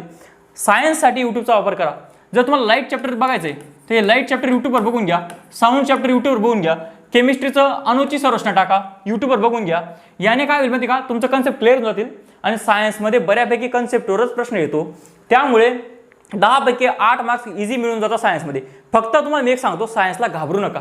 सायन्ससाठी एक डिव्हिजन करा की हा मी एवढेच टॉपिक करेल, बाकी मला असं पण काही पण समजत नाही, बरोबर. मग यातले जे टॉपिक तुम्हाला जमतात ते बघा, त्यांचं थोडं यूट्यूबवर सर्च करा. यूट्यूबवर जे 10वी आणि 12वीचे क्लास घेताना त्या लोकांचे बघा, त्या लोकांनी व्यवस्थित शिकवलंय 10वी आणि 12वी वाल्यांनी, तेवढं एकदा बघून घ्या. तुम्हाला 10 पैकी 8 मार्क्स कसे पण मिळून जातात. समजलं सायन्सचं काय करायचं. आता त्याच्या पुढे आले तुम्ही हिस्ट्रीमध्ये तुम्ही बऱ्यापैकी पुस्तकं वाचली असतील, पण तुम्ही मला विचारलं तर मी फक्त एकच गोष्ट वाचली असते आता, ते म्हणजे प्रकाश गायकवाड सरांचा ठोकळा. एवढा एक ठोकळा वाचला, तुम्हाला खरं सांगतो मी, इतकं चांगलं पुस्तक आहे ते. त्यात जेवढे महत्त्वाचे पुस्तक आहे जसं 11वी महाराष्ट्र किंवा बाकी सर्व गोष्टी भारताच्या, ग्रोवर किंवा रंजन कोळबे सरांचं पुस्तक, या सर्वांमधला जो एक महत्त्वाचा सार आहे, जो इसेन्स आहे, तो त्यांनी देऊन ठेवला आहे आणि आपल्याला तेवढंच महत्त्वाचं आहे. तर तुम्ही माझ्यामध्ये तरी मी तर एवढंच वाचलं असतं आता, गायकवाड सरांचा ठोकळा वाचला असता. आणि दुसरं त्यासोबत तुम्ही ज्या नोट्स काढल्या कोळंबे सरांच्या किंवा समाधान महाजन सरांच्या पुस्तकांच्या, कोणत्या पण पुस्तकाच्या ज्या नोट्स काढल्या आहेत त्या नोट्स वाचा फक्त. हे एक पुस्तक रेफरन्सला चांगलं ठेवा बेसिक म्हणून, म्हणजे एक मेन पुस्तक हे ठेवा आणि त्यासोबत तुमच्या ज्या नोट्स आहे दुसऱ्या पुस्तकांच्या तेवढ्या वाचा. तुम्हाला खरं सांगतो मी 15 पैकी 8 मार्क्स तुम्हाला येऊनच जातील. 15 पैकी 8 मार्क्स तुम्हाला येताच आहे आणि 2-3 अंदाजे लागून जाता, बरोबर. तर तुम्ही एवढं लक्षात ठेवा की हिस्ट्रीसाठी कोणतं पण कमीत कमी पुस्तक वाचा, कारण हिस्ट्रीमध्ये त्यांनी एकदा असा प्रश्न विचारला की महात्मा फुलेंना 500 रुपयाची देणगी कोणी दिली होती म्हणे. मग अशा प्रश्नाचं उत्तर कोणालाच माहीत राहत नाही. आपण त्या प्रश्नांमागे पळायचं नाहीच. आपण फक्त जे प्रश्न पुस्तकातले तुम्ही कोणतं पण पुस्तक घ्या हिस्ट्रीचं, तुम्हाला 15 पैकी 10 प्रश्न येणारच आहेत. मग तुम्ही एकच पुस्तक चांगलं वाचा, त्या 10 पैकी 8 मार्क घेण्याचा प्रयत्न करा. तुम्ही या उरलेले जे 5 क्वेश्चन आहे बाहेरचे इलॉजिकल, त्यांच्या मागे पळू नका. त्याच्याने काय होईल, तुमचा टाइम चालला जाईल ते वाचायमध्ये आणि तुम्ही एका प्रश्नासाठी एक पुस्तक वाचणार तर ते तुमच्या लक्षात पण राहणार नाही आणि तुमच्या ज्या सोप्या विषयांचा टाइम तो खाऊन जाईल. त्यामुळे हे पुस्तक वाचा, त्यासोबत तुमच्या नोट्स वाचा, बरोबर. तुम्हाला 10 पैकी 8 मार्क्स 15 पैकी 8 मार्क्स कधी पण मिळतात त्याच्यामधून. आता त्याच्या पुढचा विषय हा एकदम महत्त्वाचा विषय, जिओग्राफी. हा इतका महत्त्वाचा विषय, तर यात आहे ना जवळपास मुलं आउट ऑफ घेतात, मार्क्स. मी स्वतः कधी आउट ऑफ मार्क्स घेतले, पण तुम्ही आउट ऑफ जाऊ द्या, तुम्ही 15 पैकी 12 मार्क्स तर नक्की घेऊ शकता जर तुम्ही जिओग्राफीचा विषय केला. जिओग्राफीचा एक फायदा काय माहिती का, त्यात कोणत्याच गोष्टी बदलत नाही. कळसुबाई शिखराची उंची 1646 मीटर आपल्या जन्माच्या पूर्वी सुद्धा होती आणि आपल्या मेल्यानंतर सुद्धा तेवढीच राहील. त्यामुळे हे जिओग्राफीमध्ये काही जास्त गोष्टी बदलत नाही. त्यामुळे जिओग्राफीला 15 पैकी 12 मार्क्स तुम्ही घेऊ शकता. तर जिओग्राफीचा व्यवस्थित अभ्यास करा. कसं करणार बघा, त्यासाठी कोणते पुस्तक वाचायचे, 10वीचं भूगोल वाचा. 10वीचं भूगोल ओल्ड, यात तुम्हाला भारत कव्हर होऊन जाईल. आणि जर तुम्हाला थोडं एक्स्ट्रा वाचायचं भारताबद्दल तर तुम्ही लुसेंटचं जे जीकेचं पुस्तक आहे, लुसेंट जीके हिंदीमध्ये असेल ते, हे लुसेंट जीके मधला भारत वाचून घ्या. तुमच्या भारतचे येणारे 4 प्रश्न ते कव्हर होऊन जातात डायरेक्ट. ते 4 किंवा 3 प्रश्न आहेत ना भारतावर, ते 100% कव्हर होऊन जातील जर तुम्ही 10वीचं जुनं भारताचं पुस्तक वाचलं. या 10वीच्या मध्ये किती माहिती आहे तुम्हाला सांगतो मी, 4 तासात तुम्ही ते पुस्तक वाचू शकता आणि यातले 2-3 प्रश्न येतील. त्यामुळे हे पुस्तक तुमच्याकडे टाइम असेल तर लुसेंटचं जीकेचं वाचून घ्या, भारताचं फक्त. तुमचे 4 क्वेश्चन कव्हर होऊन जातात भूगोलाचे. आणि महाराष्ट्रासाठी तुम्ही काय वाचू शकता माहिती का, मी महाराष्ट्राच्या भूगोलासाठी 2-3 ऑप्शन आहेत, त्यातला मी काय वापरतो ते सांगतो तुम्हाला. महाराष्ट्राच्या भूगोलसाठी मी AB सौदी सरांचं पुस्तक वापरतो. यात सुद्धा हे पुस्तक एकदम मोठं आहे, पण तुम्ही जेव्हा आयोगाचे प्रश्न सोडवणार त्यात तुम्हाला एक गोष्ट समजेल की कृषीवर काही प्रश्न आला नाही, कधी पशुधनवर प्रश्न आलेला नाही आहे, बरोबर. दुसरा अजून म्हटलं तुम्ही तर ते बऱ्याच गोष्टीत मागे त्यांच्यावर प्रश्न आलेलाच नाही आहे, तुम्ही ते टॉपिक वाचूच नका. हवामान टॉपिकमधले जे जास्त आकडेवारी आहे, हवामानमध्ये काही जास्त आकडेवारी दिली, इथे 10 सेंटीमीटर पाऊस पडतो, इथे 15 सेंटीमीटर पाऊस पडतो, ते वाचूच नका. कारण तुम्हाला सांगतो मी, जेव्हा आपण पुस्तक वाचतो ना तेव्हाच आपल्याला माहित असतं की आपल्या लक्षात राहील का नाही राहील. जर आपण पुस्तक वाचताना आपल्या लक्षात राहत नाही, पेपरला कशाला आठवेल आपल्याला. त्यामुळे हवामानमध्ये जास्त डिटेल जाऊ नका, पण महत्त्वाचा चॅप्टर आहे त्यावर बेसिक प्रश्न येऊन जातो कधी कधी की हा जो आपला सह्याद्री आहे याच्या इकडे पाऊस पडतो, बरोबर, आणि इकडे का बरं पाऊस पडत नाही, कारण हा पर्जन्य छायेचा प्रदेश आहे. हा इतका सोपा प्रश्न येऊन जातो, ते हवामान चॅप्टरमध्ये आहे. मग हवामानच्या बेसिक गोष्टी समजून घ्या, कन्सेप्ट, बरोबर. जास्त आकडेवारी डीप जाऊ नका.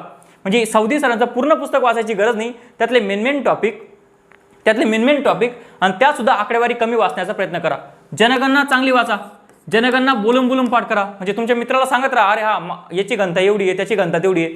जनगणना बोलून बोलून पाठ करा, याच्यावर 2 प्रश्न येऊ शकतात.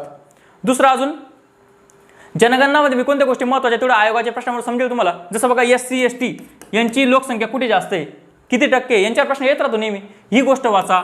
महिलांची साक्षरता किती आहे यांच्यावर प्रश्न येत राहतो, बरोबर. त्यांचा रेशो किती आहे लिंग गुणोत्तराचा यांच्यावर प्रश्न येत राहतो. बाल लिंग गुणोत्तर नेहमी प्रश्न येत राहतो. या मेन गोष्टी वाचा जनगणनामध्ये. या गोष्टी कुठे समजतील, जेव्हा तुम्ही आयोगाचे प्रश्न पाहणार तेव्हा समजतील. समजलं. जॉग्राफी एकदम स्कोरिंग विषय, याच्यावर पूर्ण फोकसने अभ्यास करा. 10 ते 12 मार्क येऊन जातात, 12 मार्क येऊन जातील 15 पैकी. फक्त काय करा, सौदीमधले मेन टॉपिक करा किंवा कोणत्या पुस्तकातले मेन टॉपिक करा आणि 10वीचं भूगोल वाचून घ्या. आणि मेन जो चॅप्टर वाचला त्याचे आयोगाचे प्रश्न वाचून घ्या फास्टमध्ये एकदम. आयोगाचे प्रश्न म्हणजे कोणते, 21,000च्या पुस्तकातनं किंवा जे पण तुमच्याकडे असेल 19,000 किंवा काही, त्यांचे प्रश्नाचे वाचून घ्या. कारण तुम्हाला 15 पैकी 12 मार्क पाडायचे. या विषयाला कसर सोडू नका. आता पुढचं इकॉनॉमिक्स, एकदम सोपा विषय. इकॉनॉमिक्स एकदम सोपा विषय, म्हणजे विषय एकदम अवघड येतो, मला पण काही समजायचं नाही. पण जेव्हा मी त्याचे प्रश्न बघितले ना तेव्हा मला समजलं की विषय जेवढा अवघड आहे तेवढं आपला आयोग विचारत नाही, बरं, तेवढं आपला आयोग विचारत नाही. त्यामुळे आयोगाने काय केलं, समजा 30 ते 35 चॅप्टर असतील तर 30 ते 35 चॅप्टरमधले फक्त तुम्हाला खरं सांगतो मी 10 ते 12 चॅप्टर एकदम इम्पॉर्टंट आहे. बघा, आपण पुस्तक वाचायला सुरुवात करतो, राष्ट्रीय उत्पन्न वाचतो, दारिद्र्य वाचतो, बेरोजगारी वाचतो, आणि जसं बँक येतं बँकांमध्ये आपण इतकं घुसून जातो तर आपल्याला लक्षात राहते आपण काय वाचतो आणि काय नाही. त्याचा इतका मोठा डाटा दिला बँकांमध्ये, बरोबर, आणि त्या बँकांवर प्रश्न येत नाही, त्या बँकांवर एक सुद्धा प्रश्न येत नाही, बरोबर. आणि नंतर जेव्हा एक महत्त्वाचं चॅप्टर येतं, समजा किमती नावाचं चॅप्टर येतं 3-4 पेजेसचं, ते चॅप्टर आपण वाचतच नाही व्यवस्थित आणि त्याच्यावर नेहमी एक प्रश्न येत असतो, त्यामुळे काय करा, जे चॅप्टर असे महत्त्वाचे किमती, दारिद्र्य, बेरोजगारी, बरोबर, किंवा RBI, बरोबर, ह्या टॉपिकवर व्यवस्थित पहिले अभ्यास करून घ्या, बरोबर. नाही तर तुम्ही पायाभूत सुविधा वाचत बसले 50-100 पेजचं तर तुम्ही हे महत्त्वाचे टॉपिक विसरून जाता.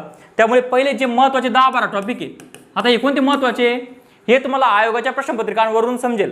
पण माझा जेवढा अनुभव आहे, मला जेवढे महत्त्वाचे टॉपिक वाटता तेवढे मी तुम्हाला डिस्क्रिप्शनमध्ये टाकून देईल की कोणते टॉपिक मला महत्त्वाचे वाटतात. तुम्ही तेवढे टॉपिक पहिले वाचा, नंतर बाकीचं पुस्तक एकदा नंतर वाचू शकता तुम्ही, आणि त्याच्या नोट्स काढून घ्या फास्टमध्ये. जसं बघा, तुम्ही एक व्यापारी बँका चॅप्टर बघितलं तुम्ही, तर त्यात इतकं मोठं चॅप्टर आहे, पण त्यात 2च गोष्टी महत्त्वाच्या वाटल्या मला. एक म्हणजे RRBs, बरोबर, प्रादेशिक ग्रामीण बँका, आणि दुसरं म्हणजे अग्रणी बँक योजना. ह्या 2 गोष्टी व्यवस्थित वाचा. बाकी चॅप्टर फक्त फास्टमध्ये नोट्स काढून घ्या, पण या 2 गोष्टी महत्त्वाच्या वाचा. म्हणजे तुम्हाला आयोगाच्या प्रश्नपत्रिकेनुसार अभ्यास करायचा आहे. कोणतं चॅप्टर महत्त्वाचं आहे, कोणतं चॅप्टर कमी महत्त्वाचं आहे, आणि त्या कमी महत्त्वाच्या चॅप्टरमध्ये कोणता टॉपिक महत्त्वाचा आहे. जसं हा बघा, या गोष्टींकडे तुमचं लक्ष गेलं पाहिजे. ज्या गोष्टी महत्त्वाच्या आहेत त्या अगोदर करा आणि उरलेल्या गोष्टी नंतर करून घ्या. जर समजा तुम्हाला मी सांगितलं की पायाभूत सुविधावर प्रश्न येत नाही असं मी तुम्हाला सांगून गेलं, मग काय करा, ते चॅप्टर फास्टमध्ये वाचा आणि त्याचे जे आयोगाचे प्रश्न आले आहेत पायाभूत सुविधाचे तेवढे तरी वाचून घ्या, म्हणजे तुमचं चॅप्टर कव्हर होऊन गेलेलं असेल. आलं लक्षात. जॉग्राफीचे आयोगाचे क्वेश्चन वाचा, इकॉनॉमिक्सचे आयोगाचे क्वेश्चन वाचाच, बरं, कारण यांना तुम्हाला 15 पैकी 12 मार्क तुम्ही घेऊ शकता, मला गॅरंटी आहे. मग यांच्यावर जास्त लक्ष द्या. आणि पॉलिटी हा तर सोपाच विषय, याच्यात काही टेन्शन नाही बिचाऱ्यामध्ये. हा तुम्हाला 10 पैकी 9 मार्क सुद्धा देऊ शकतो किंवा 10 पैकी 10 सुद्धा देऊ शकतो, बरोबर. पॉलिटीसाठी कोणतं पण एक पुस्तक तुम्ही वाचलंय, कोळंबे सरांचं किंवा लक्ष्मीकांत सरांचं, ते एक वाचा. आणि ते वाचताना आता काय करा, एक चॅप्टर वाचलं का लगेच त्याच्या आयोगाचे प्रश्न सोडत चला, बरोबर. यात काही विषय सांगण्यासारखं नाही आहे. म्हणजे तुम्हाला मी आता एक शॉर्टकटमध्ये सांगतो की मी तुम्हाला नेमकं सांगितलं काय, मग शेवटच्या 2 मिनिटात मी तुम्हाला सांगतो की नेमकी स्ट्रॅटेजी होती काय. बघा, करंट याचा इयरबुक 2019चं करून घ्या व्यवस्थित, आणि 20चे जे इम्पॉर्टंट टॉपिक आहे जसं नोबेल, ज्ञानपीठ अशा गोष्टींकडे तुम्ही लक्ष द्या. बरोबर. मॅथ रिजनिंगचं काय करणार, जे टॉपिक आयोग विचारते 10-15 त्यांच्या यूट्यूबवर व्हिडिओ बघून घ्या आणि तेवढे करून घ्या. 10-15 टॉपिक असतील त्यातले 10 टॉपिक चांगले करून घ्या. सायन्समध्ये तुम्हाला सांगितले मेन टॉपिक जे तुम्हाला सांगितले ना ते व्यवस्थित वाचा आणि यूट्यूबवरून त्यांचा अभ्यास करून घ्या. हिस्ट्रीमध्ये प्रकाश गायकवाड सरांचा ठोकळा वाचा आणि बाकी सर्व नोट्स त्यात वाचून घ्या किंवा तुम्ही दुसरे पुस्तक वाचू शकता. पण माझं मत एवढं आहे की कमीत कमी वाचा, एवढं माझं मत आहे तुम्हाला सांगण्याचं. बरोबर. त्यानंतर आला जॉग्राफी. यात तुम्ही 10 ते 12 मार्क्स घेऊ शकता. 12 मार्क्स घेऊ शकता तुम्ही 15 पैकी. काय करशाल जॉग्राफीसाठी, जे पुस्तक तुम्ही काय म्हणता जे तुम्ही पुस्तक निवडलं त्यातले चॅप्टर वाचा आणि आयोगाचे क्वेश्चन वाचत चला. सौदी सरांचं पूर्ण पुस्तक वाचायची गरज नाही. त्यातले मेन टॉपिक वाचा. काही टॉपिक महत्त्वाचे पण त्यातले फक्त काही सूक्ष्म म्हणजे काही चॅप्टर महत्त्वाचे पण त्यातले काही एकदम इम्पॉर्टंट टॉपिक आहे तेवढेच वाचा फक्त. बरोबर. नंतर त्यानंतर आला इकॉनॉमिक्समध्ये तुम्हाला मी जी लिस्ट सांगेल ते चॅप्टर पहिले वाचून घ्या. उरलेल्या चॅप्टरच्या तुम्ही वाचताना नोट्स काढा. बरोबर. आणि त्या नोट्स शेवटी पेपरच्या पहिले वाचून घेशाल. यात पण जे टॉपिक कमी महत्त्वाचे आहेत त्यातल्या सुद्धा काही महत्त्वाच्या गोष्टी आहेत त्या पहिले फोकसने वाचा आणि बाकी एवढं काही त्याच्याकडे टेन्शन घ्यायचं काम नाही. ते चॅप्टर जे आहे ते चॅप्टर वाचा आणि त्यांच्या आयोगाचे क्वेश्चन सोडवा बस. इकॉनॉमिक्समध्ये जेवढे आयोगाचे क्वेश्चन सोडवणार तेवढं तुमचं लॉजिक बरोबर येईल आणि तेवढे तुमचे मार्क्स वाढतील. आणि त्यानंतर शेवटचा विषय पॉलिटी. यात तुम्ही कोळंबे सरांचं पुस्तक वाचताय किंवा कोणतं पण पुस्तक वाचताय ते पुस्तक वाचा, त्याचा एक चॅप्टर वाचा आणि आयोगाचे प्रश्न सोडवा. म्हणजे बघा ह्या तिघांसाठी आयोगाचे प्रश्न सोडवायचे आहेत तुम्हाला 21,000च्या ठोकळ्यामधून. ह्या दोघांसाठी तुम्हाला यूट्यूब वापरायचं आहे. बरोबर. यासाठी कमीत कमी वाचायचं आहे, यासाठी कमीत कमी वाचायचं आहे, अशी आपली स्ट्रॅटेजी होती. तुम्हाला मार्क्स सांगतो मी, तुम्हाला करंटमध्ये 8 मार्क्स मिळू शकता, मॅथ रिजनिंगमध्ये 8 मार्क्स येऊ शकता, सायन्समध्ये 8 येऊ शकता, हिस्ट्रीमध्ये 8 येऊ शकता, जॉग्राफीमध्ये 12 येऊ शकता, यात 12 येऊ शकता आणि यात तुम्हाला 8 ते 9 मार्क्स येऊ शकता. किती मार्क्स होऊन गेले ते बघा. 8 चौक 32, 8 पंचे 40, सॉरी किती झाले 8 8 16 24 32 40 40 आणि 24 किती 64 मार्क होत आहे ते. आणि मी कमीत कमी मार्क पाडले बरं मला. हे 64 मार्क मायनस करून तुम्ही 55 पर्यंत पोहोचून जाता. 55 म्हणजे तुम्ही तिघी मेरिट क्रॅक करून देता, STI ASO वगैरे. हे कमीत कमी मार्क पकडले बरं मी. एवढे मार्क्स तुम्हाला येऊ शकतात. फक्त जी स्ट्रॅटेजी ती व्यवस्थित ठेवा.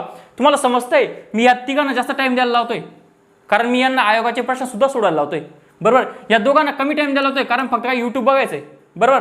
आणि याला सुद्धा कमीत कमी टाइम द्यायला लावतोय कारण मला माहिती आहे तुम्हाला ॲव्हरेज स्कोर देतील पण हे तिघी विषय तुम्हाला आउट ऑफ मार्क देऊ शकता. मग यांच्यावर जास्त ताकद लावा. बरोबर. आणि यांच्यावर मिनिमम ताकद लावा आणि ॲव्हरेज मार्क घेण्याचा प्रयत्न करा. आता तुमचं दिवसाचं शेड्यूल कसं असलं पाहिजे ते मी तुम्हाला सांगतो.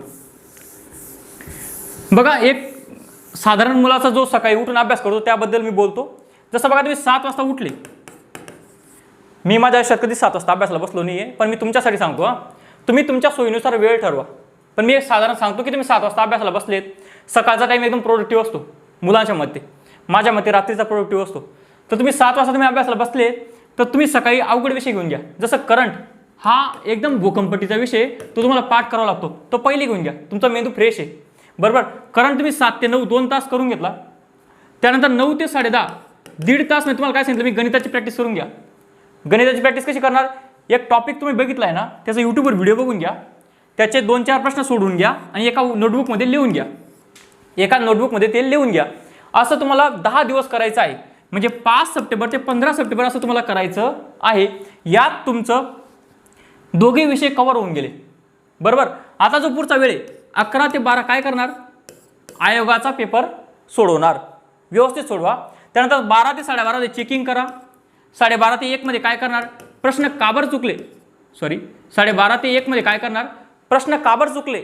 समजा तुम्ही एखाद्या प्रश्नाचं उत्तर 2 नंबर केलंय, तुम्ही एखाद्या प्रश्नाचं उत्तर 2 नंबर केलंय आणि आयोगाने 3 नंबर उत्तर दिलंय, तर आयोगाने 3 नंबर काबर दिलं याचं लॉजिक लावा. बरोबर. याचा अंदाज लावत चला. याच्याने तुमचं लॉजिक बिल्डिंग होईल. मग तुम्हाला पेपरला कधी कधी डायरेक्ट असं समजतं माणसाला, अरे याचं उत्तर 3 नंबर दिलं असेल, बरं आपल्याला प्रश्नाबद्दल काहीच माहीत राहत नाही. हे लॉजिक केव्हा डेव्हलप होतं, जेव्हा तुम्ही आयोगाचे प्रश्न सोडवले आणि त्यांचं ॲनालिसिस केलंय स्वतः. त्यामुळे हे एक क्वेश्चन पेपर सोडवा, एक क्वेश्चन पेपर सोडवा 11 ते 12 मध्ये. 12 ते 12:30 चेक करा त्याचे आन्सर्स आणि 12:30 ते 1 त्याचं विश्लेषण करा. आपले उत्तर चुकले काबर, आयोगाने दिले काय, आलं लक्षात. आता पुढे त्यानंतर तुमचं दुपारी जेवण वगैरे केलं, त्यानंतर तुम्ही थोडी झोपले. 3 वाजता तुम्ही अभ्यासाला बसले. त्यानंतर 3 ते 10 किंवा 11 वाजेपर्यंत तुम्ही काय करा, तुमचा जो विषय घेतलाय तुम्ही तो विषय वाचून घ्या. आलं लक्षात. असं तुमचं शेड्यूल राहील. आणि जेव्हा तुमचं 15 सप्टेंबर येईल त्यानंतर काय करणार, परत सकाळी मॅथ आणि करंटची रिव्हिजन करायला लागा. म्हणजे तुमचं एकच गोष्ट डबल होती. मॅथ आणि करंटची रिव्हिजन करा, किंवा तुमचं मॅथ चांगलं झालं तर मॅथ सोडून द्या, दुसरा एखादा विषय त्या जागेवर फिट करून द्या. आलं लक्षात? एवढं करण्याचा प्रयत्न करा. आता दिवसांचं नियोजन कसं करणार तुम्ही? 30 दिवस आहे समजा, 30 दिवस तुम्ही शेवटचे 5 दिवस बाजूला ठेवा.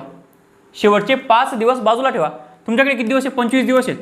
तुमच्याकडे विषय किती बघा. तुम्ही करंट आणि मॅथ रिजनिंग रोज करताय. करंट आणि मॅथ रिजनिंग रोज करताय. आता उरले किती विषय तुमचे? 7 म्हणजे 5 विषय तुमचे उरले आहेत. 5 विषय तुमच्याकडे उरले. आता तुमच्याकडे दिवस किती? 25, कारण तुम्ही रोज करताय. मग या 5 विषयांना तुम्ही काय करा बघा, 4-4 दिवस द्या. 4-4 दिवस द्या म्हणजे किती झाले तुमचे? 20 दिवसात तुमचे विषय कंप्लीट होता आहेत. 20 दिवसात तुमचे विषय कंप्लीट होत आहे. 4-4 दिवस द्या. हा तुमचा अंदाज आहे. आणि तुम्हाला रिव्हिजन करायची. बरं, तुम्हाला काय सर्व वाचायचं नाही. आता तुमचं आधी वाचलं गेलंय. 4-4 दिवसात विषय होतो आता, बरोबर. जर तुम्ही 4-4 दिवस दिले आणि एका दिवशी तुम्ही आजारी पडून गेले तर तुमच्याकडे 1 दिवस एक्स्ट्रा राहील, म्हणजे 5वा दिवस. असे करून तुम्ही 25 दिवसात हे विषय व्यवस्थित वाचून टाकणार. एका दिवशी तुम्ही आजारी असणार, एका दिवशी तुमचं मन लागणार नाही. ते दिवस तुम्ही काउंट करून ते 25 दिवसाचं नियोजन कंप्लीट होईल. 25 दिवसात तुमचे सर्व विषय व्यवस्थित वाचले गेले. मॅथ आणि रिजनिंग एकदम पक्का होऊन गेलंय. आलं लक्षात? आता शेवटचे 5 दिवस काय करायचं? मी काय करतो माहिती का? शेवटचे 5 दिवस मी शेवटचे 4 दिवस काय करायचं माहिती का? 2-2 विषय घ्यायचो. समजा X, Y, Z आणि A हे 4 दिवस आहे आणि हा पेपरचा दिवस आहे एक्झाम. मी काय करायचो? 2-2 विषय घ्यायचो. समजा काय? पॉलिटी, जिओग्राफी, इको, हिस्ट्री, बरोबर, सायन्स आणि मॅथ रिजनिंग किंवा काही कोणताही, आणि शेवटी करंट करायचे 1 दिवस. असे माझे 4 दिवस राहायचे, बरोबर. आता तुम्ही 5 दिवस घेताय. 5 दिवस का बरं घेताय माहिती का तुम्ही? कारण तुम्ही एका दिवसात 2 विषय करू शकता का नाही मला माहित नाही. जर तुम्ही 2 विषय करू शकता तर 2-2 विषय करा. 2-2 विषय करा आणि शेवटचे 2 दिवस रिव्हिजन करा परत, आणि शेवटी करंट वाचा. करंटचा फायदा काय असतो शेवटच्या दिवशी, की तुम्हाला एक शेवटी ते एक टच होऊन जातो आणि तुम्हाला एक कॉन्फिडन्स होतो की हा मी करंट सुद्धा वाचलंय. कारण मुलांनी करंट वाचलेलं राहत नाही. त्यामुळे शेवटच्या दिवशी करंट ठेवा. करंटमध्ये जास्त आठवायचं राहत नाही, फक्त डोक्यात घालायचं असतं, बरोबर. जर तुम्ही शेवटच्या दिवशी पॉलिटी ठेवला आणि पॉलिटीच्या काही गोष्टी तुम्हाला समजा आठवल्याच नाही, की हा यार मी मूलभूत केवढं चांगला वाचला होतं ते मला आठवत नाही, तुम्हाला थोडं टेन्शन येऊन जातं. पण तुम्हाला करंट तुम्ही आठवायचा प्रयत्न करता आणि तुम्ही काय करता? हा वाचत चालता, हा चालेल वाचायचं आहे फक्त. त्यामुळे शेवटच्या दिवशी करंट ठेवा. आणि जर तुम्ही 1-1 दिवस ठेवला तर काय करा? शेवटचे 5 दिवस कोणते पण 1-1 विषय तुम्ही निवडत चला, की मी 1 दिवस पॉलिटी वाचेल, 1 दिवस जिओग्राफी वाचेल, 1 दिवस इकॉनॉमिक्स वाचेल, 1 दिवस सायन्स वाचेल आणि शेवटी करंट वाचेल. असे तुम्ही 5 दिवस ठेवा. जर तुमचं डोकं कॅपॅसिटी ठेवतंय की अर्धा दिवसात होतोय तर अर्धा दिवसात 1-1 विषय करा. जर तुमच्या डोक्याची तशी कॅपॅसिटी नाही आहे तर 1-1 दिवस ठेवा, काही फरक पडत नाही. शेवटची रिव्हिजन अशीच असते.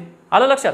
आणि शेवटचा दिवस जो आहे त्याचा 11 वाजता पेपर असतो, बरोबर. सकाळी 6ला उठून जायचं आणि 6 ते 9 पर्यंत समजा.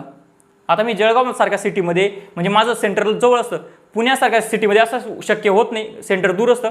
पण मी ज्यांना शक्य आहे त्यांच्यासाठी सांगतो. सकाळी 6 ते 9 मध्ये काय करायचं बघा. पॉलिटीमधले काही चॅप्टर असतात, काही गोष्टी आहेत, जसं बघा मूलभूत कर्तव्यांचा क्रम, ज्यांच्यावर प्रश्न येतात. मार्गदर्शक तत्वांमधले काही महत्त्वाचे मार्गदर्शक तत्व ते पाठ करून घ्यायचे. दुसरं अजून बघा त्यांच्या कलमा. नंतर राज्य निर्मितीचा क्रम, म्हणजे नागालँड 1963 मध्ये झालं होतं वगैरे, ते राज्य निर्मितीचा क्रम, या गोष्टी भूकंपट्टीच्या त्या वाचून घ्यायच्या, बरोबर. दुसरं अजून असं इकॉनॉमिक्समध्ये बघा परकीय व्यापारमध्ये असतं बघा, की आपण कोणाला जास्त सेवा निर्यात करतो किंवा कोणत्या गोष्टी जास्त आयात करतो. आपल्यामध्ये FDI सर्वात जास्त मॉरिशस आणतो. या गोष्टी ज्या असताना लक्षात ठेवायच्या. या गोष्टी शेवटच्या सकाळी वाचून घ्या. इकॉनॉमिक्सच्या परकीय व्यापारच्या, म्हणजे जो पण क्रम आहे तो परकीय व्यापारचा सकाळी वाचून घ्या. दुसरं अजून असं आहे दारिद्र्य आणि बेरोजगारीचे जे आकडेवारी, थोडेफार बेरोजगारीमध्ये काही विशेष आकडेवारी नाही, पण दारिद्र्यामध्ये आहे की सचिन तेंडुलकरने, सुरेश तेंडुलकरने किती सांगितलं होतं दारिद्र्य वगैरे. तर ह्या गोष्टी, दारिद्र्याचा क्रम, बरोबर. दारिद्र्य छत्तीसगड पहिले वाटतं याच्यानुसार, प्रमाणानुसार आणि संख्येनुसार कोण आहे तर उत्तर प्रदेश. हे जे क्रम आहे दारिद्र्याचे सकाळी वाचून घ्या. त्यानंतर SDG आणि MDG यांचे क्रम वाचून घ्या फास्टमध्ये. शाश्वत विकासचा एक टॉपिक आहे, त्यातले HDI वगैरे हे वाचून घ्या फास्टमध्ये. आलं लक्षात? ह्या गोष्टी सकाळी वाचून घ्या. यांच्यापैकी 3 ते 4 क्वेश्चन येऊनच जातात. यांच्यापैकी 3 ते 4 क्वेश्चन येऊनच जातात. मग हे 4 क्वेश्चन तुमचे 100% मार्क कव्हर होऊन जातात, बरोबर. मग सकाळी उठून एवढं फास्टमध्ये करा. फक्त 20 मिनिटाचं काम आहे. काय तुम्हाला फक्त कलमा बघायचे आहेत, क्रम बघायचा आहे बस. पण यात तुम्हाला 4 मार्क मिळून जातात. सकाळी उठून एवढं करा जर शक्य झालं तर, नाही तर काही गरज नाही. तुम्ही आधी वाचलं जे, बरोबर. आणि 11 वाजता पेपर द्या. काही टेन्शन घेऊ नका. 11 ते 12 मध्ये चांगला पेपर द्या आणि 12 वाजेनंतर मला सांगा कमेंट करून पेपर कसा गेला. आणि दुसरं महत्त्वाचं असं आहे की ही जी स्ट्रॅटजी आहे, ही स्ट्रॅटजी मी स्वतः सांगितली आहे, बरोबर. ही स्ट्रॅटजी मी स्वतःच्या याच्यासाठी सांगितली आहे, माझ्या अनुभवावरून आणि माझं जसं मेंदू काम करतो त्यावरून सांगितली. तुमचा मेंदू माझ्यासारखा काम करत नसेल, तुमचे प्लस पॉईंट वेगळे आहेत, तुमचे निगेटिव्ह पॉईंट वेगळे आहेत, तर तुम्ही तुमच्या मनानुसार स्ट्रॅटजी ठरवा. यातले काही चांगल्या गोष्टी घ्या, स्वतःचे काही गोष्टी ॲड करा, स्वतःची ओन स्ट्रॅटजी अँड प्लॅनिंग तयार करा आणि त्यानंतर इथून 1 महिन्याचं नियोजन करा. नियोजन परत परत बदलू नका. यूट्यूब, फेसबुक, इंस्टाग्रामवर टाईम घालू नका, मित्रांमध्ये टाईम घालू नका. फक्त स्वतःवर विश्वास ठेवा. 1 महिन्यात तुम्ही अभ्यास करू शकता आणि तुम्ही पास सुद्धा होऊ शकता, बरोबर. धन्यवाद. भेटू पुढच्या व्हिडिओमध्ये.